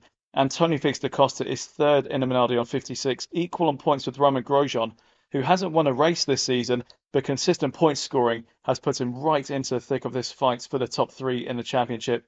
Nick de Vries, retiring from the last few races, is on 53 points. He really should be on more than that with the pace he's shown. Sebastian Buemi banned from today's race, but still in the top 6 on 52 points. Equal on points with Pato O'Ward, who became our latest Grand Prix World Series race winner in Dijon-Bourgogne, as he inherited the win from Kamui Kobayashi, who had a 10-second time penalty. Helio Castroneves, who will make his return for a one-off substitution today, is on 37, along with Kamui Kobayashi in 9th, and Robin Freins rounding out the top 10 on 36 points in the Super Aguri. In the team standings, Leighton House still on top on 153 points, only 9 ahead of Simtek. This one's getting quite close at the moment. Simtek on 144, Minardi on 117. Manor are on 93 ahead of Arrows and Super Aguri on 79 and 70. Each those two have swapped positions quite a few times throughout this season in their fight for 5th place. HRT is on 44 points ahead of Prost on 38, Onyx on 34, and BAR on 23 points. Now, before we get this race underway, a quick look at how the grid shapes up. And once again, Nick de Vries on pole position in the Minardi, but by a very slender margin over Will Power in the Leighton House, who has disrupted the Minardi 1-2 there, bumping da Costa down into 3rd, but those top 3 within a 10th of each other. Very close margins here at Brands Hatch. Sebastian Bourdais in the Onyx is 4th, a 10th behind Nick de Vries, ahead of Scott Dixon in the Simtek, our championship leader and reigning champion, a quarter of a second off the pace, but looking to move forward back onto the podium again. Pato O'Ward is 6th ahead of Alex Lynn, our top Brit in the League One British Grand Prix here today. Jean-Eric Vergne on his return to the grid will line up 8th in the Prost, a fantastic result for him and for Tom Cairns' team. Adrian Quaife-Hobbs on his second outing will be 9th, and Kamui Kobayashi will be 10th on the grid in the Manor. 11th on the grid goes to Alex Palou in the AGS ahead of Sean Galale in the BAR. Helio Castroneves, half a second off the pace, which puts him down in 13th. Such are the small margins of qualifying here. One mistake and you're nearer the back of the grid or in the midfield, and Castroneves would have hoped for a higher position than that, but will line up 13th. Romain Grosjean is in 14th, ahead of Felipe Nasr, doing a really good job in the Midlands to be 15th. Nick Yellerly on his debut in the HRT will be 16th, ahead of Antonio Fuoco, Robin Freins, Oliver Behrman on his debut just behind his teammates, and Marco Wittmann in the top 20 in the second Prost. And at the back of the grid, Antonio Giovinazzi in his return in the BAR will be 21st, ahead of Rio Haryanto, Colton Herta and Roy Nassani. Jehan Daravala on his debut, a disappointing 25th and 40 Corsi, and Stoffel Vandoorne will start last, having picked up a back of the grid penalty last time out in Dijon-Bourgogne. Well, there's nothing else left for me to say, ladies and gentlemen. How about we get this racing underway, and to take you through it, once again, is Tom Cairns. A third pole in a row for Nick De Vries and Minardi. They are in desperate need of some redemption after a difficult last couple of rounds. We await for the 5 red lights to come on, and when they go out, we'll be racing for one last time. This is the League 1 race in Brands Hatch in Kent, United Kingdom. The 5 red lights are on. Lights out, and away we go. De Vries gets off the line well, as does Power, who fends off the second Minardi of Antonio Felix da Costa behind. De Vries leads then into Paddock Bed with Power second. It's da Costa third. Bourdais in 4th position in the Onyx with Pato Award in 5th, as we look for looking at Sean Galeo making a move on the inside. Adrian Graveholz makes contact with Alex Lynn, and he's taking the wheel off the HRT as he goes through. So Lynn is out, and it's causing more mayhem behind as they all exit Druids. And that is Galeo, unfortunately, taking out HRT whilst he was trying to pass Adrian Quavehovs into that corner. And a second wheel came off the HRT as he was hit by the AGS from behind. So Lynn is out on the spot already for HRT. That's one less car for team manager John Munro to be focusing on. But I would expect Sean Galeo to be given a race ban for that, because he was the one that took Alex Lynn out. So we wait for confirmation. So it's a disqualification for Sean Galeo and a 1 race ban for the next round in Hockenheim. And now we are looking at Scott Dixon, championship leader of course, trying to make a move on Paso Award but not able to get through that time round. Behind Scott Dixon is Jean-Eric Fern, who is returning to the Grand Prix World Series on loan at the Pro Squad from Minardi. He was serving as a reserve driver after he was demoted following the first couple of rounds.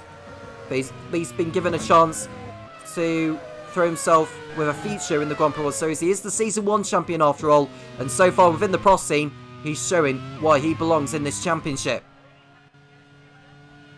De Vries leads them. Power second. Da Costa, Bourdais, O'Ward, Dixon, Fern, Quavehovs, Galeo and Kobayashi in the top 10.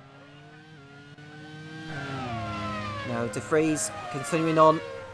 Minardi in desperate need of a strong result today, as we see Da Costa getting through on willpower and up into second place. Minardi 1 and 2 now as they both go through. We were expecting that at some point, and the fact that Da Costa got the job done now is important for his race.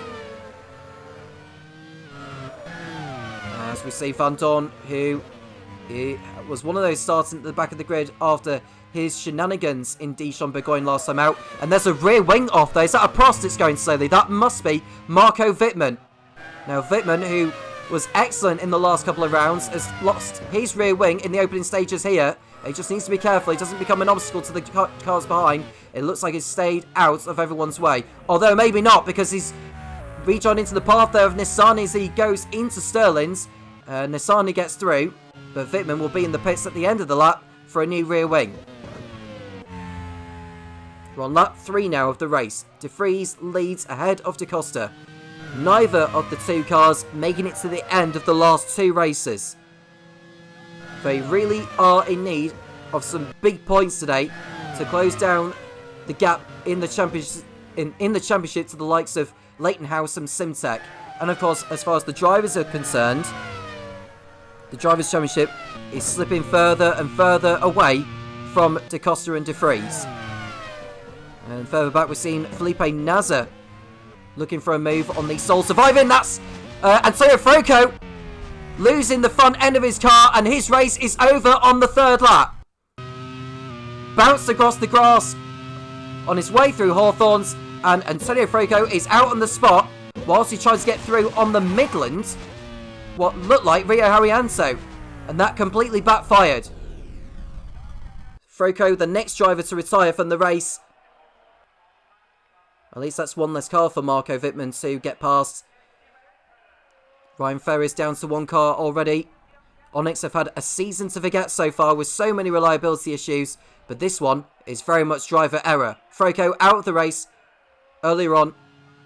His teammate Sebastian Bourdais is running well though, up in 4th place. As we see Haryanto and Grosjean going to it. And would you believe it, it's a repeat occurrence for Minardi. Antonio Felix da Costa from 2nd place is out. You could have predicted it. You really could have put a bet on it. You really could have gone to the bookies and put a bet on Da Costa retiring from this race. And that's what's just happened. And we're only on lap 4. And there's Fowler going off the circuit in the 40 as well. So on his debut in the Grand Prix Series, he is out of the race, I should say. He's parked up at Druids. At least he's not caused any drama behind either. So we've lost 4 cars already from this race.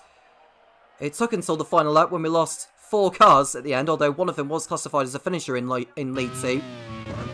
But we are seeing quite a bit of drama already, definitely more drama than what we had in Lead 2. De Vries leads then in the sole surviving Minardi. Scott Dixon gets through on Pato O'Ward by the looks of it into turn 1. He does it! Scott Dixon, the championship leader, gets through on the arrows of Pato O'Ward, and that's enough to move him up into 4th position behind Sebastian Bourdais. Further back, we are seeing the other Simtech of Stoffel van Dorn go for it on the Midland, and he's able to pull off an overtake on Rio Haryanto. So Van Dorn also moving up a position. As we see Will Power in 2nd place for Leighton House. His teammate for this round, Helio Castroneves, is in P11 behind the AGS of Alex Palou.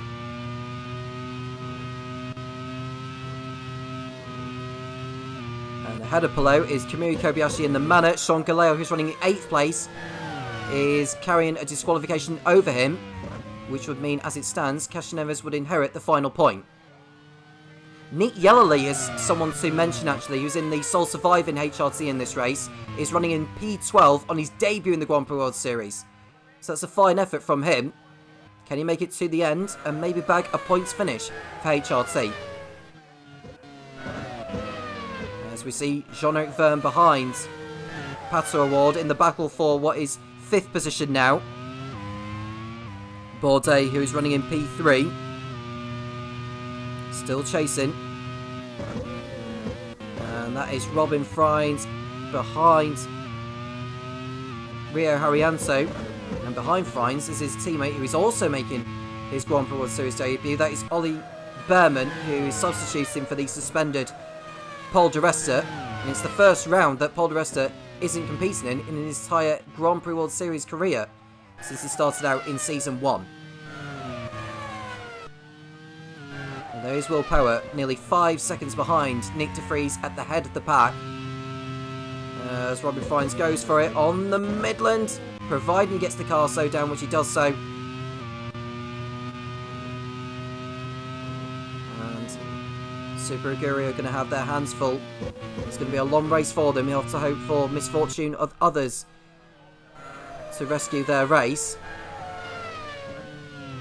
Now, Onyx's best result this season came at the opening round in Malaysia, where Bourdais and Nakajima brought their cars home in 5th and 10th places respectively. They've yet to have a podium this season. They could do with one to just bridge themselves further away from the drop zone. And Nick de Vries continuing on. The race is beginning to calm down now a little bit. We're on lap 7 as Robin Frines goes for a move on the Midland, nearly making contact. He stays in there, stays in the slipstream of the Midland by the looks of it, unless Ollie Berman has something to say on that. There's Bourdais in P3, ahead of Scott Dixon.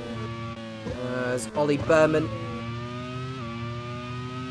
unable to find a way past.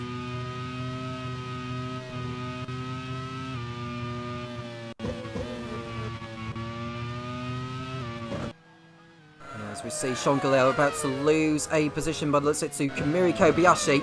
And Kobayashi is through into Paddock Hill Bend. And that's enough to send Sean Galeo down the order. It's been a poor race from BAR in this one. They're just above the drop zone by 8 points coming into this race. And with Palou in 10th place. Hertha is outside the top 15 at the present moment. So it's only a gain of 1 point, but that could still come crucial at the end of the season. In fact, Palou would move up a position because of Galeo's disqualification, so that's even worse for BAR. Antonio Giovinazzi, who's substituting for the suspended Nicolas Latifi, is outside the top 15, and Castroneves, who's substituting for the suspended Sebastian Buemi, is in P11, which would eventually become P10. And Robin Frines not able to get through still on Haryanto.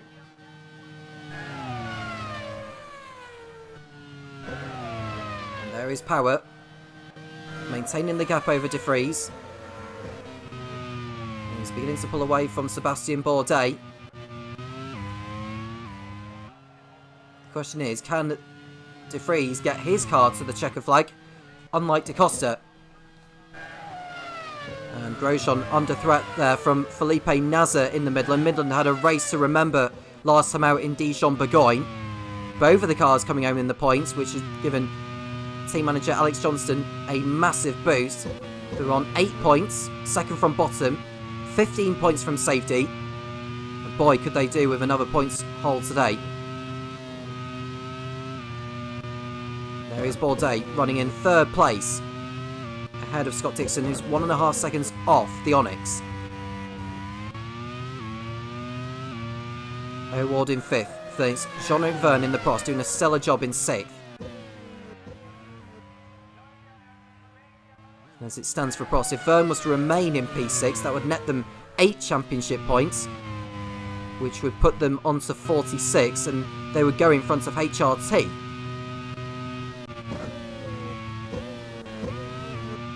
They would drop a place behind Onyx because of Bourdais running up there in 3rd place. But it's still a healthy situation for the likes of HRT, Prost and Onyx, who are doing well in this one. BAR are most certainly not. AGS are having a better time of it in this one, and perhaps in the last race when Alex Palou brought his AGS home in 5th place. And I think one team were very much destined for the job are 40. Although they're only a couple of points behind Midland, the performances haven't been great. And the only driver from the team that's in the race is Roy Nassani, who's running in 21st position.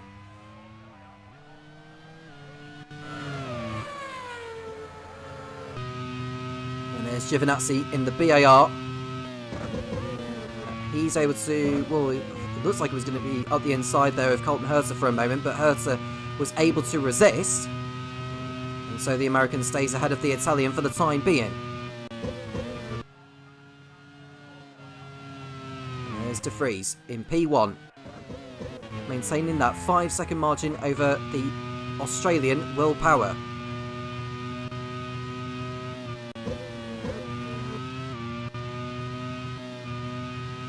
Further back, we are looking at Felipe Nasr's rear wing, and Stoffel van Dorn is closing in on him. There's Bourdais ahead of Dixon. What a result this would be for Ryan Ferris and his team. Froco out of the race, but Bourdais running very strongly in 3rd position.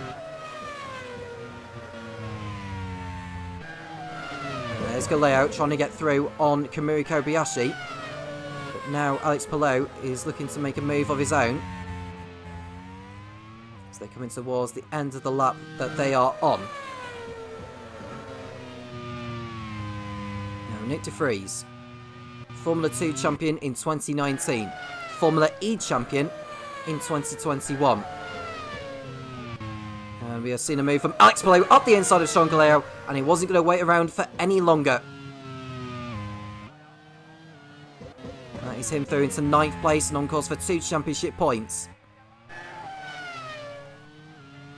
And there is Bourdais ahead of Dixon.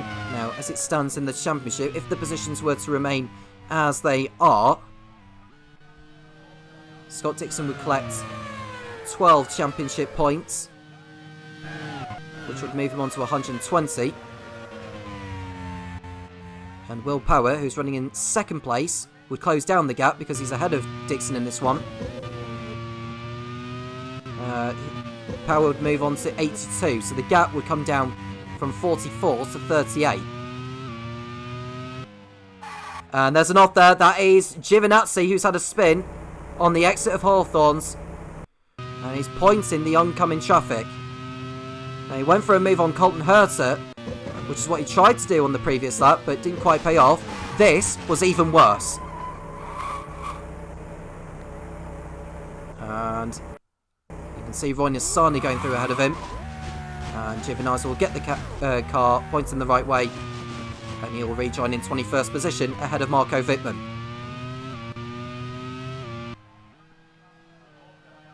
is Felipe Nasr behind Romain Grosjean, who seems to be off the pace today, Grosjean, compared to what we've seen from him in recent races. Perhaps the manner isn't well suited to this track. Da Costa is not going to be scoring today, and Grosjean, who's outside the points, isn't going to be scoring today. Nyck de Vries at the moment will be. He's on course for 27 championship points. If you were to include the points for the pole position and the fastest lap, he would go up to 3rd place in the championship on 80. And Pato O'Ward, who's running in 5th place in this race, will move on to 62 points, which would move him in front of Buemi, Grosjean and Da Costa, who go up into 4th place. But there is Bourdais running in 3rd place, still ahead of Dixon, who's gradually closing down the gap. Kobayashi looking for a move on Quay Fobbs into turn 1. Can't quite do it there. And Verne is pulling further away ahead of him. As we see Will Power in P2, 4.6 seconds off the lead over De Vries. So at least De Vries isn't exactly pulling away from the Leighton House.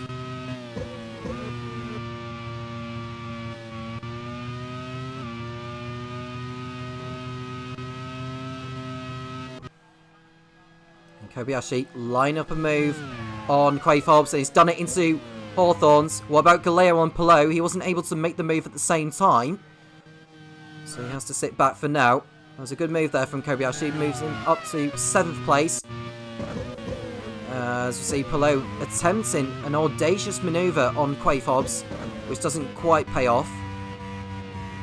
We're getting close to the first round of pit stops now, so who's going to be the first to blink? Or the first to head for the pits?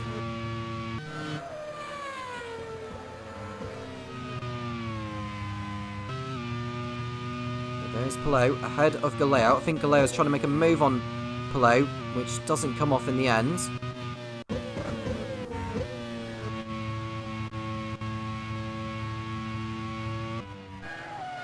Now looking at the team's championship, as it stands, Leighton House, who are in the lead, would collect 19 championship points if you were to take into consideration of Castroneves, as Frines comes into the pits. They would get 19 points from this. Simtek, who are on course for 4th place, they would only get 12. So Leighton House would extend their gap over them. Minardi, who have got De Vries in the lead, and just looking at Sean Galeo, who's dropped back from Palou. Minardi will get 27 championship points, so to close in on Simtek and Leighton House. And Mana would, at the moment, drop further back. At least Arrows are looking good with their 2 drivers, with O'Ward 5th and Quay Fobbs in 8th. They would close in, but not go in front of Mana.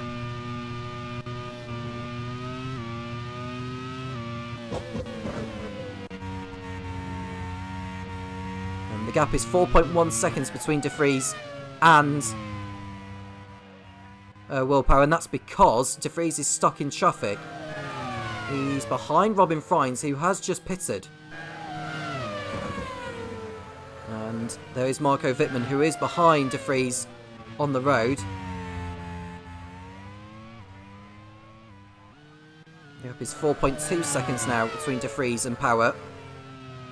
And I wonder when De Vries is heading for the pit lane. Well, it's not this lap he's heading in.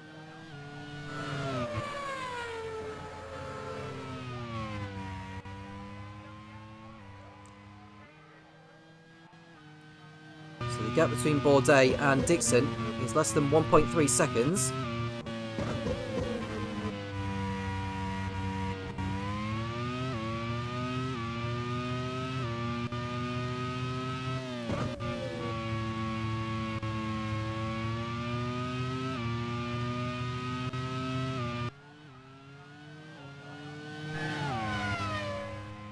There's Power in 2nd place in the Leighton House, looking good for a good result.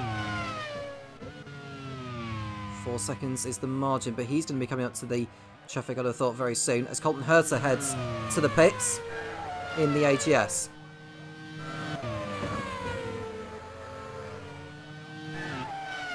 .1 seconds is the gap now as he makes his way through Sterling's. As De Vries is still stuck behind Frines. Now what is Power going to do? Is he going to take the opportunity to come in and attempt an undercut? And is he going to wait out a little bit longer before he heads in? He's going to wait out for a little bit longer, I think, until he actually does catch up to the back markers. As Colton Herta gets out in front of Marco Wittmann. No problem. So that's one less worry for Nick De Vries to be worried about. Let's see Alex Palou heading into the pits now in the other AGS. It's been a decent upturn in fortune for AGS, but has that arrived too late? With 7 races to go after this one, I wouldn't have thought so. Nazo is also in the pits for Midland.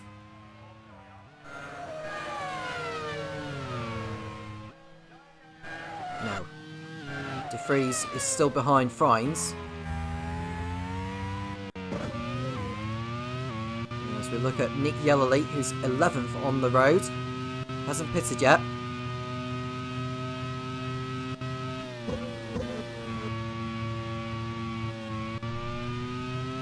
In place of Adrian Sutil. As De Vries comes in for his first stop from the lead. So he's had enough of being stuck behind Robin Frines, who's a lap behind him. Bourdais also coming in, as is O'Ward. Verne will go up into 3rd place on track.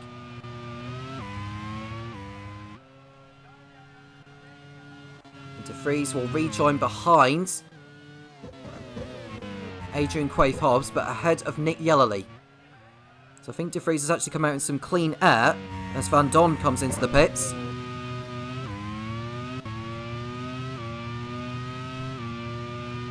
Jean-Eric Verne on his return after missing the last 6 races is running in a good 3rd place, a strong 3rd place in the Prost, but he's yet to come in for a pit stop. Behind Verne is Kamui Kobayashi, who's another 4 seconds back. I think all Verne wants is a clean race here without any problems whatsoever.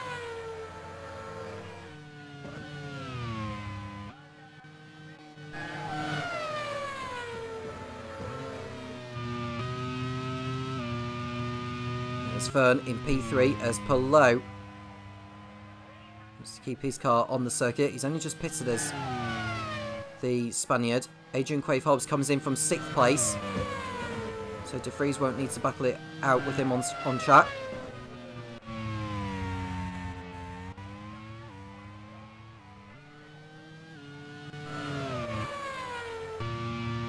And there is Willpower.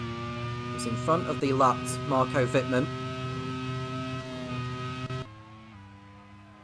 As we look to see Julio Castroneves, who has just pitted, make a move on Roy Nassani into Paddock Hill Bend, and that's enough to him to get an overtake completed.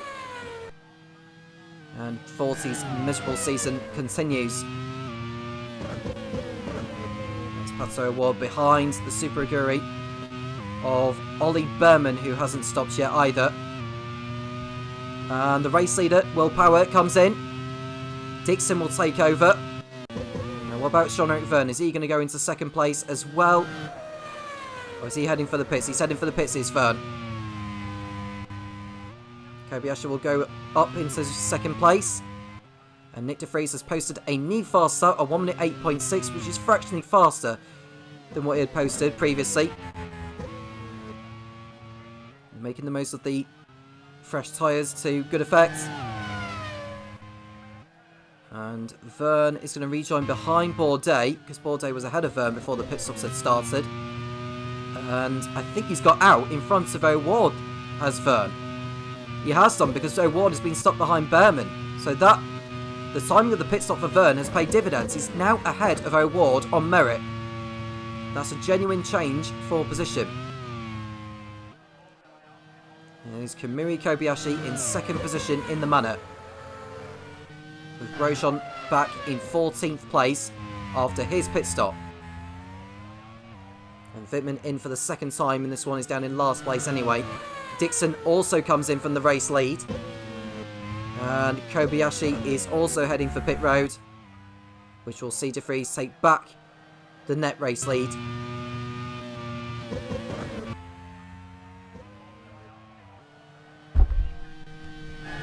Kobayashi in. Power will go into second place. Bourdais will go back into third place. And what about Jean-Eric Verne? Because he pitted in before Dixon. I don't think he's going to get in front of Dixon, though, is Verne. In fact, Dixon is in front of Bourdais now. Dixon staying out longer has paid off for him. He's now in a net third place ahead of the Frenchman.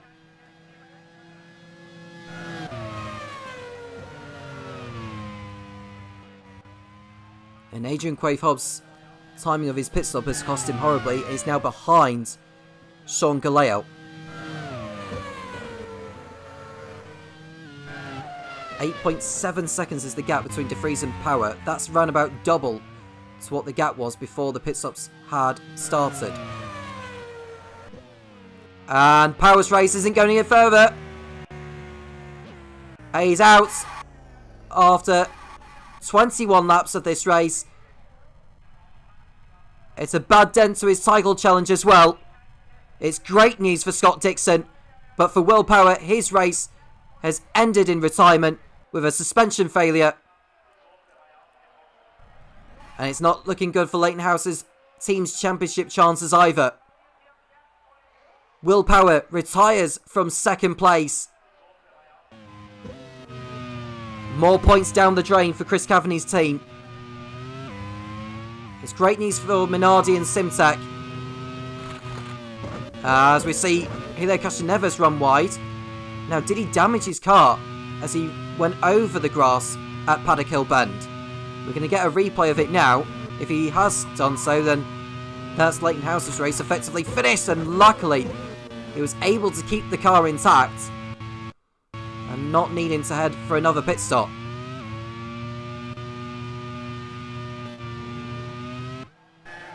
Well, there is Bourdais in third place now. And Jean-Eric Verne in the Prost in fourth position.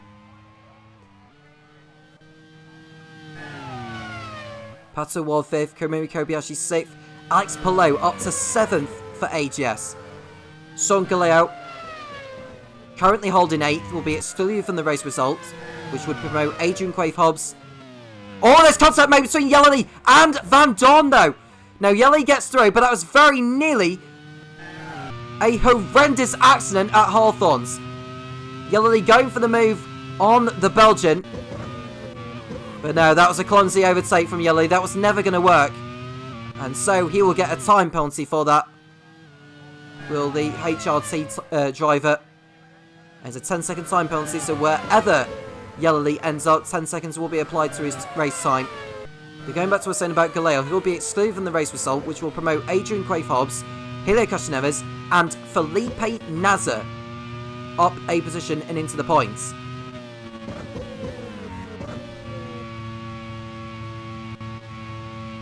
Now, this could change quite drastically as far as the bottom or the race for survival is concerned. As it stands with Palou in 7th place and Nasr potentially on course for a point. AGS would move on to 21 points, 2 behind BAR, and Midland will get a point. There'll be 14 points from safety. So AGS's fortunes are really beginning to fall in their favour. For BAR, it's going from bad to worse.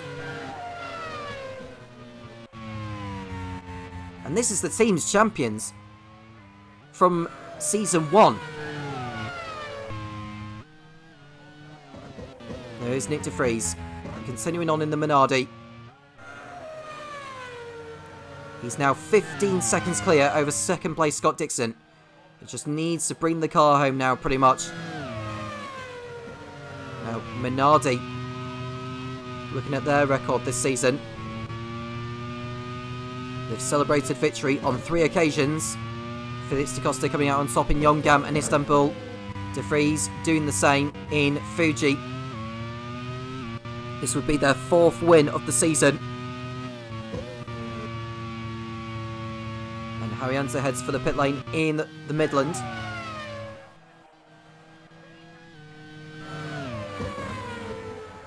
There is Bourdais in the Onyx. Now, in terms of how that affects Onyx and Prost, Onyx were on course for 15 points, that would move on to 49. Prost were on course for 12, that would move them on to 50. Which would see them pull further away from the drop zone as it stands. Well, Scott Dixon is stopped behind traffic now. Well, he's approaching traffic.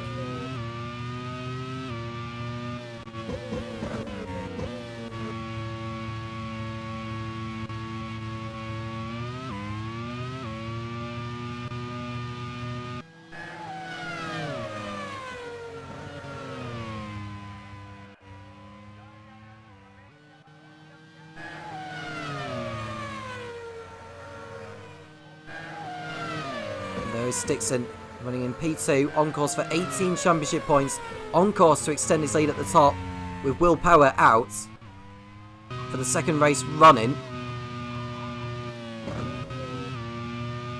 18 points would give Dixon, well, put Dixon on 126, and with De Vries on course for the victory right now, as well as pole position and fast lap points, he'll go up to 80 and move up into second place in the standings. Dixon will be 46 points clear at the top. Arriving into this race, he was 44 points off the top, so it's still a big gap. It's just that there's a different driver in second place.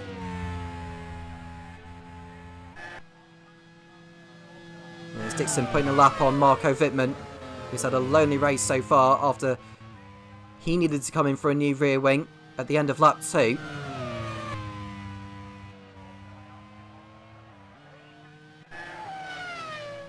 And there's Galeo trying to make a move on the AGS of Palou, but doesn't quite come off there.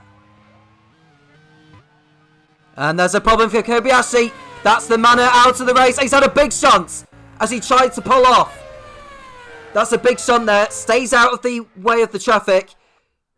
That's a wild one. Engine fire there. Might be an oil leak for Kobayashi. But yeah, that's just spun round on his own oil there. But at least he's out of harm's way. Kobayashi out of the race in the manor. And that's good news for the likes of Palou, for Quaife Hobbs, for Castroneves, for Nasser. Grosjean, as it stands, will go up into the points because of Galeo's disqualification. But it's a retirement, unfortunately, for Kamui Kobayashi. And we've just seen an overtake from Castroneves on Quaife Hobbs into turn 1. And that's enough to move him up to 8th place on track. And there's De Vries putting a lap on Roy Nissany as they go through Dingledale.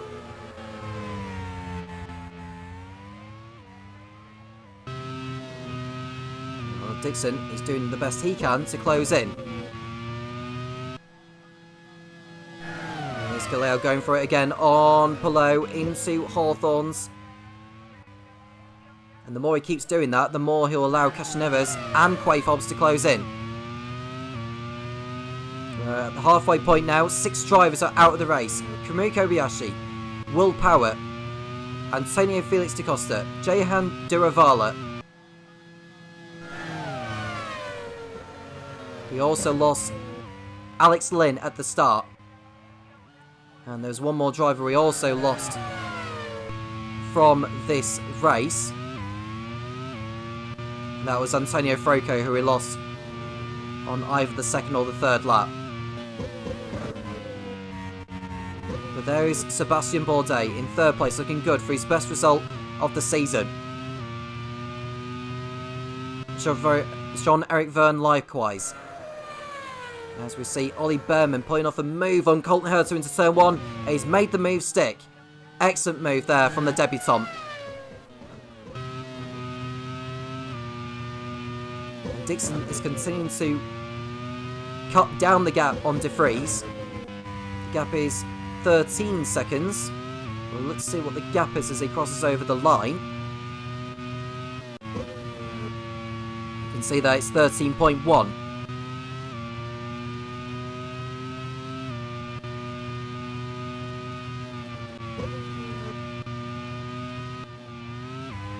Dixon. The The car handling nicely. The reliability seems to be better for Simtek this season in comparison to last season, despite taking the Drivers' Championship. As it stands, they will take the lead of the Teams' Championship.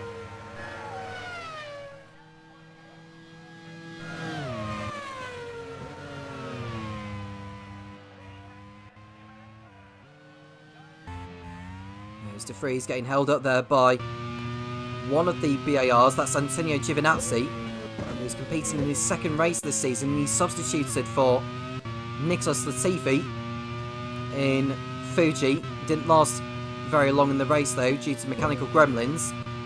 Well, he's gone a lot further this time around though, in place of the Canadian. And the gap between De Vries and Dixon's come down to 12.5 seconds, and that was because De Vries got held up by the BAR.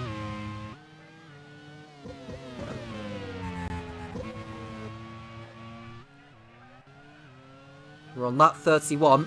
De Vries looking good for the victory, but will the car last? That's the £1 million question.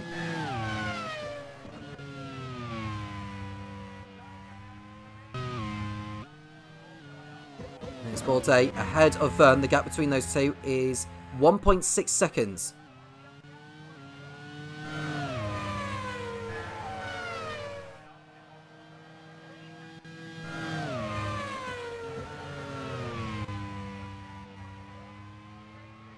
And as it stands with Palou running in 6th place, and Galeo not going to be keeping his 7th position because of taking out Alex Lane at the start. BAR and AGS will be level on points, but BAR will still be ahead on countback.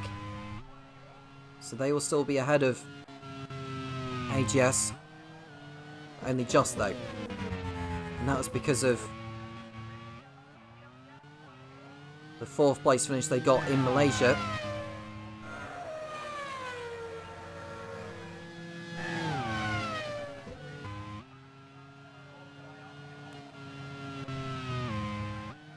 Now here's Bourdais ahead of Dixon. The gap is coming down to 12.3 seconds between De Vries and Dixon. They won't be too long, I wouldn't have thought, but before Dixon is having to make his way through the back markers as well.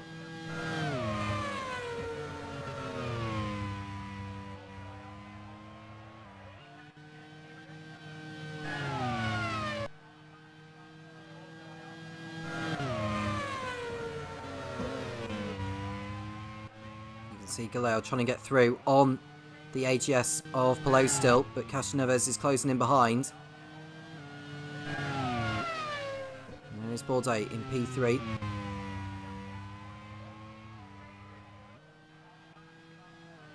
He's nearly 10 seconds behind Dixon.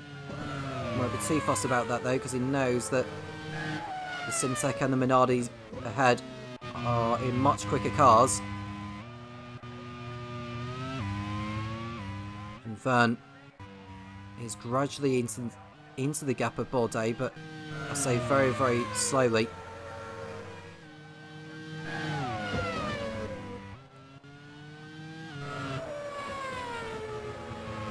De Vries is carrying on his way. Doesn't seem to have any back markers ahead of him that he needs to be worried about. Just concentrate on the driving all the way through. Don't know when his second stop will be, as we watch Galeo again going for it on Palou, and he's got through on him this time.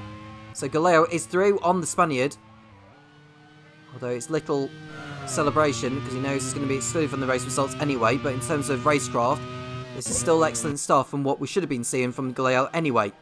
As Haryanto makes a move on Marco Wittmann into Paddock Hill Bends. He's having to sit in behind for now. Wittmann ahead of the Indonesian.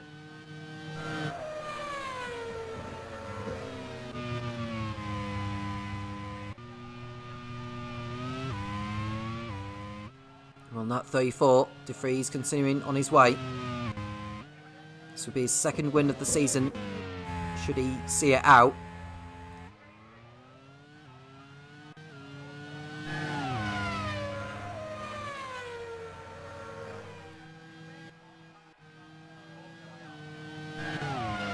much as the drivers are focusing on the job in hand here. Hockenheim is next up, which will be on the old configuration, which is what was used last season. It worked out rather nicely for the drivers and for the team managers. So it will be that configuration being used.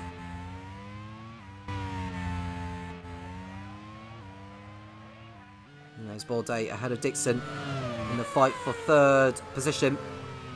1.3 seconds is the margin between the pair.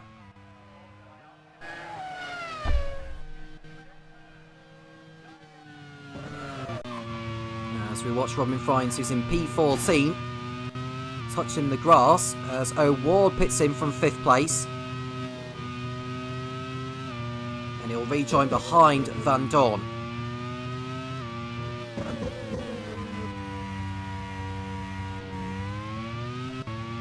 And it looks like Van Dorn may well be heading to the pits himself. Yes, he is. So O'Ward will get out in 12th place, ahead of Friends, and in some clean air. As we watch Antonio Giovinazzi making his way through Sterling's. He's currently in P17.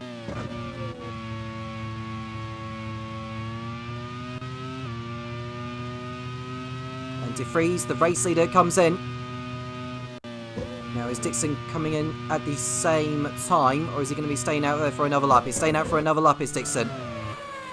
And Bourdais, is he going to get through on De Vries? I think he'll just get ahead of him just. As will Verne.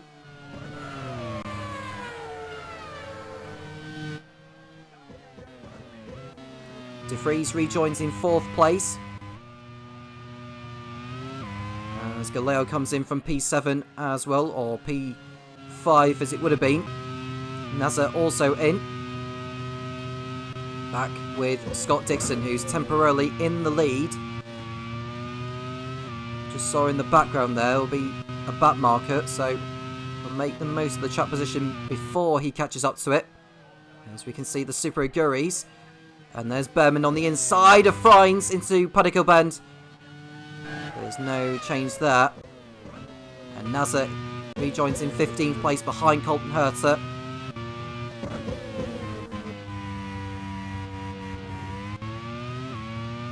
You can see the Frenchman in the Onyx coming through clearways. As he crosses over the line to start another lap. He's in 2nd place as Wittmann pits in for the 3rd time. He's had a race to forget, but at least he'll get to the checker flag.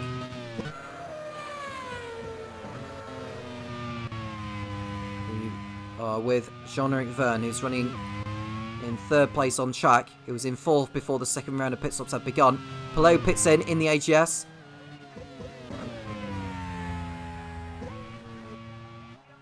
As Verne comes out of Surtees and continuing to close in on Bourdais. The gap is 1.1 seconds.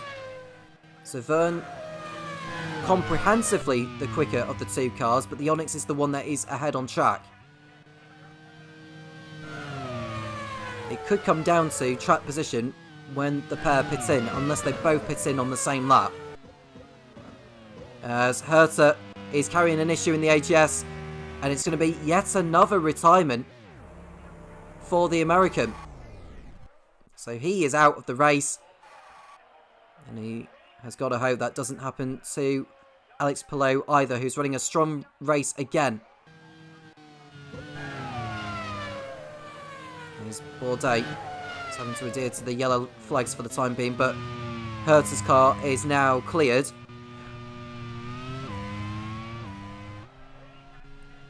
As far as Herter's season is concerned, that is the 5th retirement of his campaign. He's only picked up 1 point. That came in Sensal.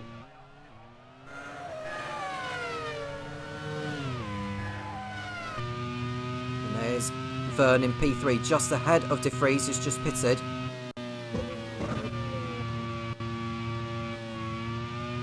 The gap is 1 second. I wonder when he'll decide to pit in. He and Bourdais make their way through Dingledale and Sterling's. I think at least one of them will pit in. Well, Dixon's in the pits. What about Bourdais and Verne?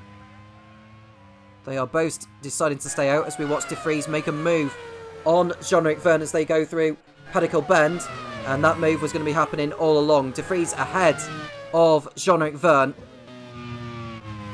as Dixon will rejoin in 4th place ahead of Castroneves.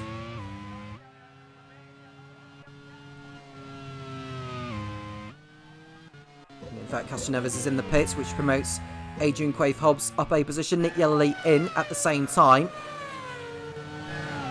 And I think De Vries is looking to make a move on Sebastian Bourdais as they approach Hawthorns, and this is going to be an easy overtake for De Vries, and the horsepower advantage paying off. It's helping the Minardi so much. Certainly in the short term, but in the long term, is that helping the team? Well, it had done in the last couple of rounds. They've got to hope it's not 3 strikes, you're out, that type of thing. And Sani pits in the 40. He's just hoping to get to the end of this one. And I hope that the upgrade window helps the team who are in need of some points. Arianto also in the Midland.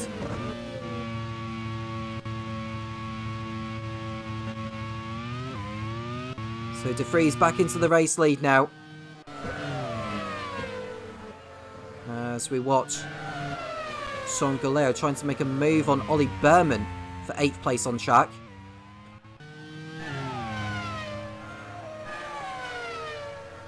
As De Vries continuing on ahead of Bourdais and Vergne. The gap between those two has come down to less than 7 tenths. As we see, well, Alex Palou trying to get through on Sean Galeo. As Berman is in the pits now from what was 8th place. Van Don unable to get through on Giovinazzi.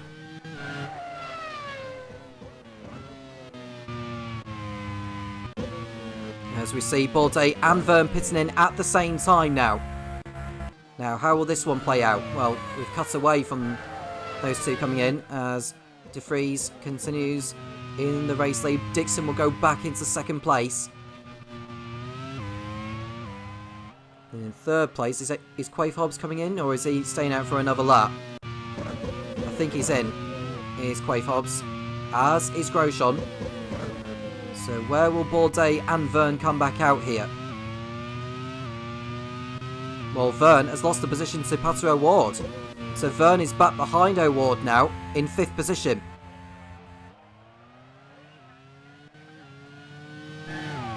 Galeo's moved up to 6th in the pit stops, Palou 7th.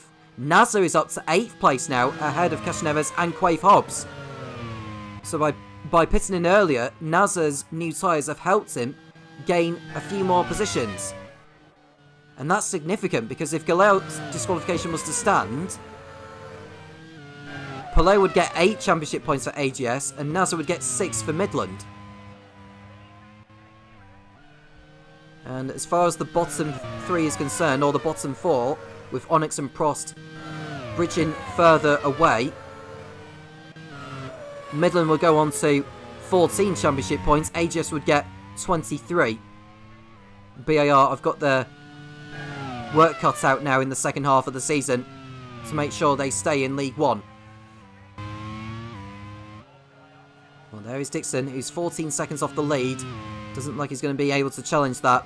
So 2nd place will have to do for him, unless something happens to De Vries up front.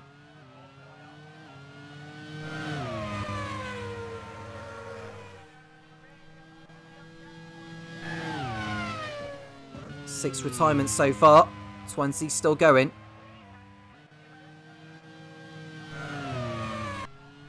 As we see Sebastian Bourdais in 3rd, Patrick O'Ward in 4th, just ahead of Vergne, but Vergne is on the fresher tyres. So he may be able to make a move in the closing stages.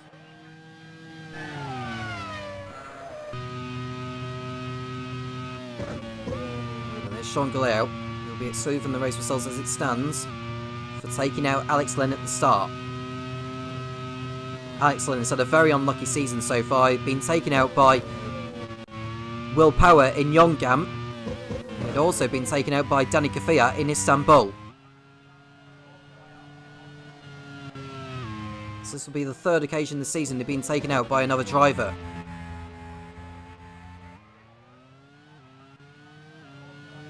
"13 seconds is the margin. Dixon really eating into the gap of De Vries. Dixon did pit in later than De Vries, remember.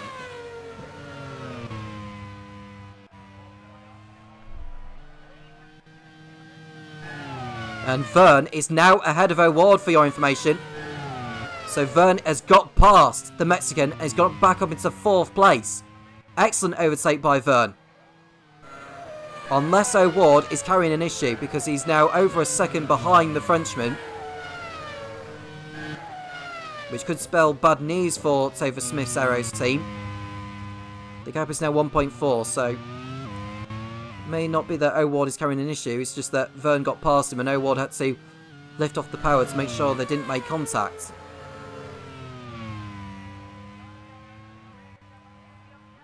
Bourdais looking very good for a podium in 3rd place. Ahead of him there is the Midland of Rio Haryanto, who's at the back of the pack. His 100% point scoring record is about to come to an end, unfortunately. And there is Dixon. 2nd place. 18 championship points coming his way. With De Vries on course for the victory, pole position and fastest lap. The gap would be 46 points in Dixon's favour. And De Vries will go up into 2nd place in the championship. And there's a move there from Ollie Berman on his more illustrious teammate, Robin Frines. Goes up to 14th place on the track, which will be 13th once Galeo's disqualification has been applied. Dixon pushing on. He wants to push De Vries into a mistake.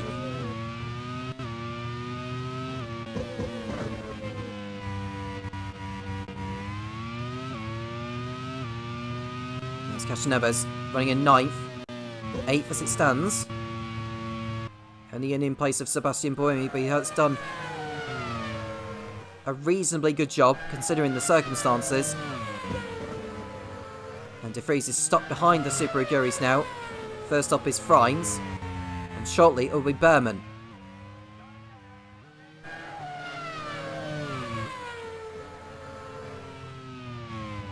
So they're coming out of clearways now.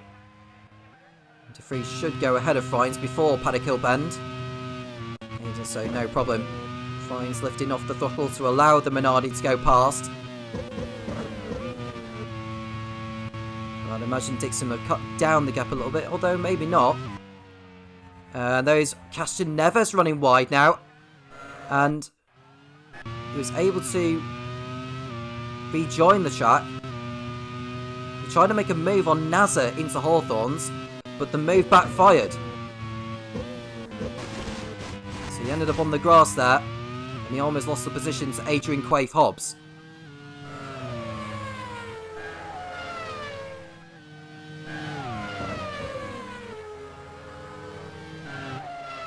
Now, Nick Yellerly, who had picked up a time penalty for the contact he had made earlier on, would only lose 1 position to Stoffel van Dorn.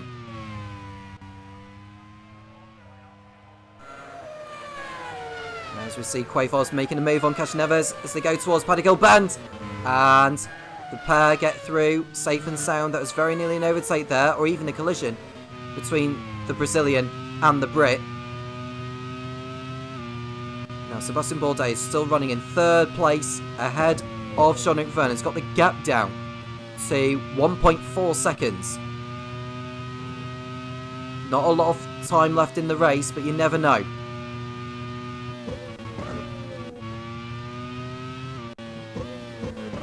11.6 seconds is the gap between De Vries and Dixon. It is coming down a little bit, but it's not enough for Dixon to even think about taking the lead of the race with 10 laps remaining.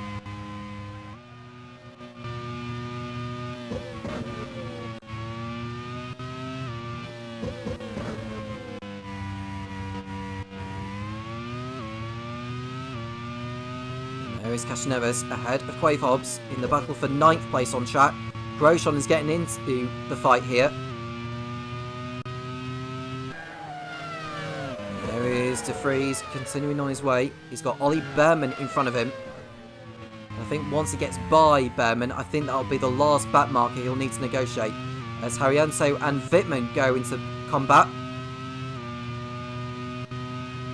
This is for... In fact, this is not... I think that's Wittmann. Is it Wittmann behind? I think that might be Vern, actually, of which he's trying to lap Haryanto. Yeah, it is. It's Vern trying to lap Haryanto. And Haryanto is behind Wittmann in terms of the race positions.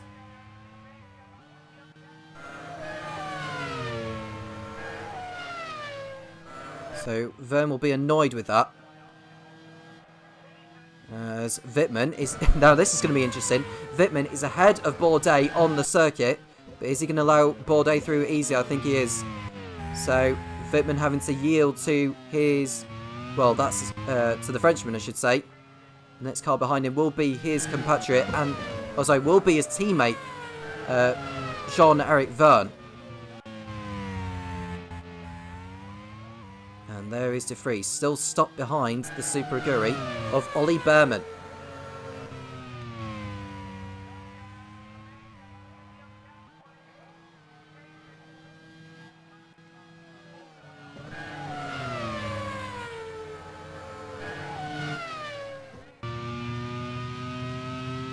And Dixon is 11 seconds with 8 laps to go.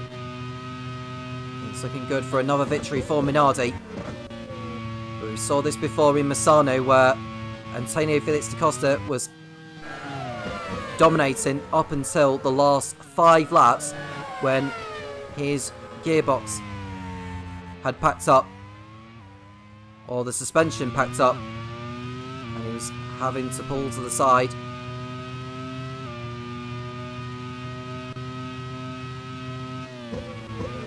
Minardi came away with virtually nothing that day. They really need a good haul of points today to rebound from what happened in Misano and Dijon-Bourgogne. Well, Dixon is looking good for a second place finish in the Simtek. And De Vries is finally through on Behrman. Not waiting around any longer.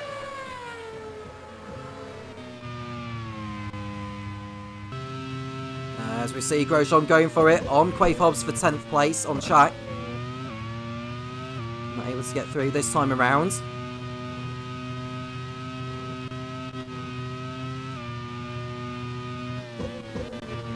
It's looking good for Minardi right now as Simtek are looking good for a second place finish. Stoffel van Don isn't making up enough ground at the moment to think about getting into the points. He'll go in front of Nick Yellerly once Yellerly's time penalty is applied, but that's about it for Van Dorn. And Grosjean is still struggling to get through on Quaife Hobbs.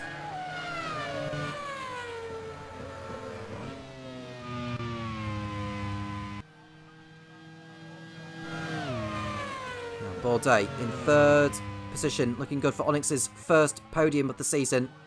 Well, Verne is trying to lap his teammate Marco Wittmann.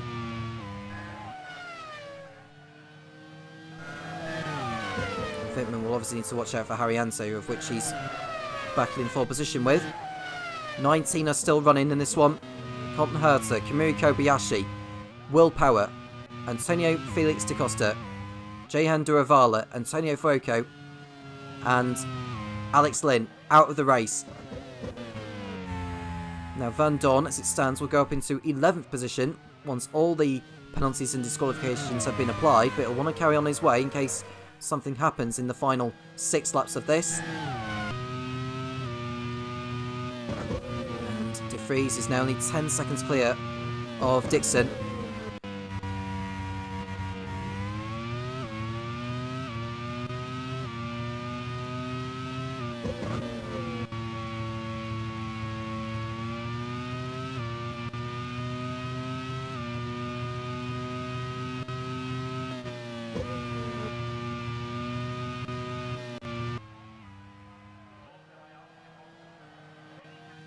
Dixon keeping the gap as it is.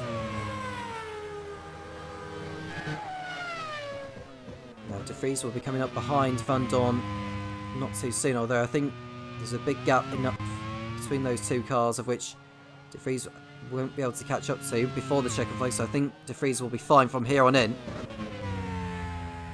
Dixon is not giving it up.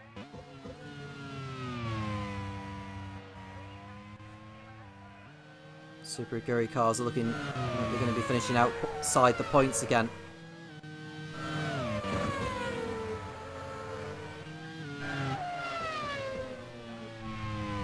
Now, as it stands, Minardi will take the lead, or Simtek will take the lead of the team's championship, with Dixon getting 18 championship points.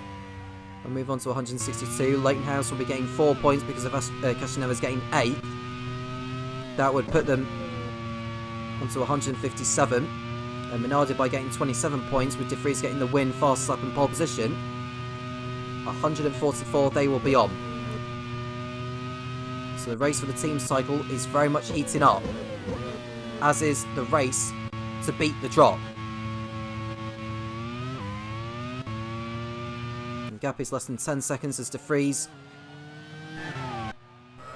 not pushing too hard. I think that's Adrian Greyhouse who tried to make a move on Castroneves at Dingledale, and now he's falling back into the clutches of Romain Grosjean in the manor.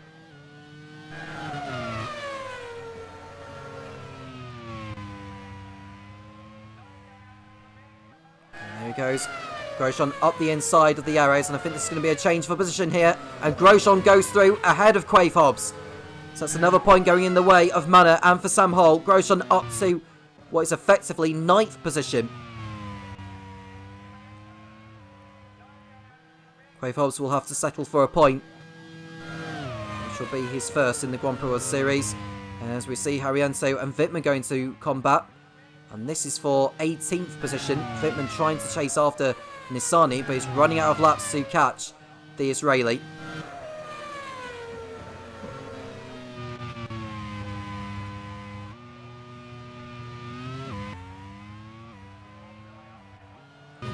O'Ward getting through on Harriento to lap.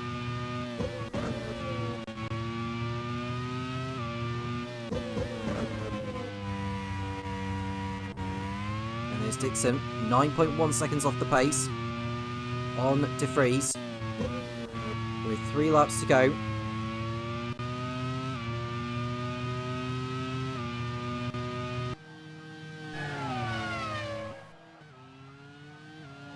Paul Day going through on Nissany to lap, and I think Wittmann is quite some way behind Nissany, thinking of it.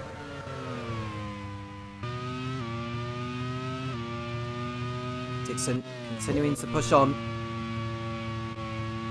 lap 55 as he starts the 55th lap. 9.1 seconds is the margin.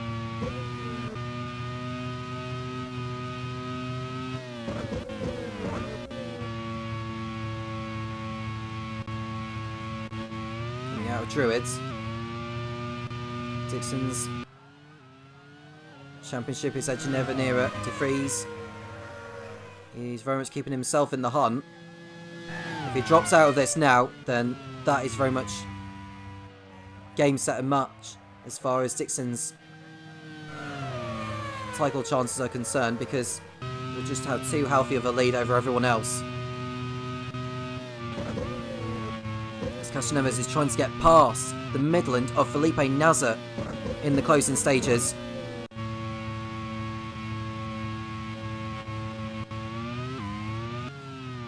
There is Bourdais running in P3. And the final lap has been started by Nick De Vries now. Very close to the checker flag, and for Minardi to celebrate. Team manager Giacomo Pagliaro is getting ready to celebrate as we watch Castroneves go for a move on Felipe Nasr. And is the overtake completed here? The answer is no, it has not been completed. Felipe Nasr is able to hold him off. This has been some drive by Felipe Nasr again in the Midlands, as Dixon is closing up behind Robin Freins, but we are on the final lap anyway. We'll go to the race leader because Nick De Vries hasn't put a foot wrong from the start. He has dominated from start to finish.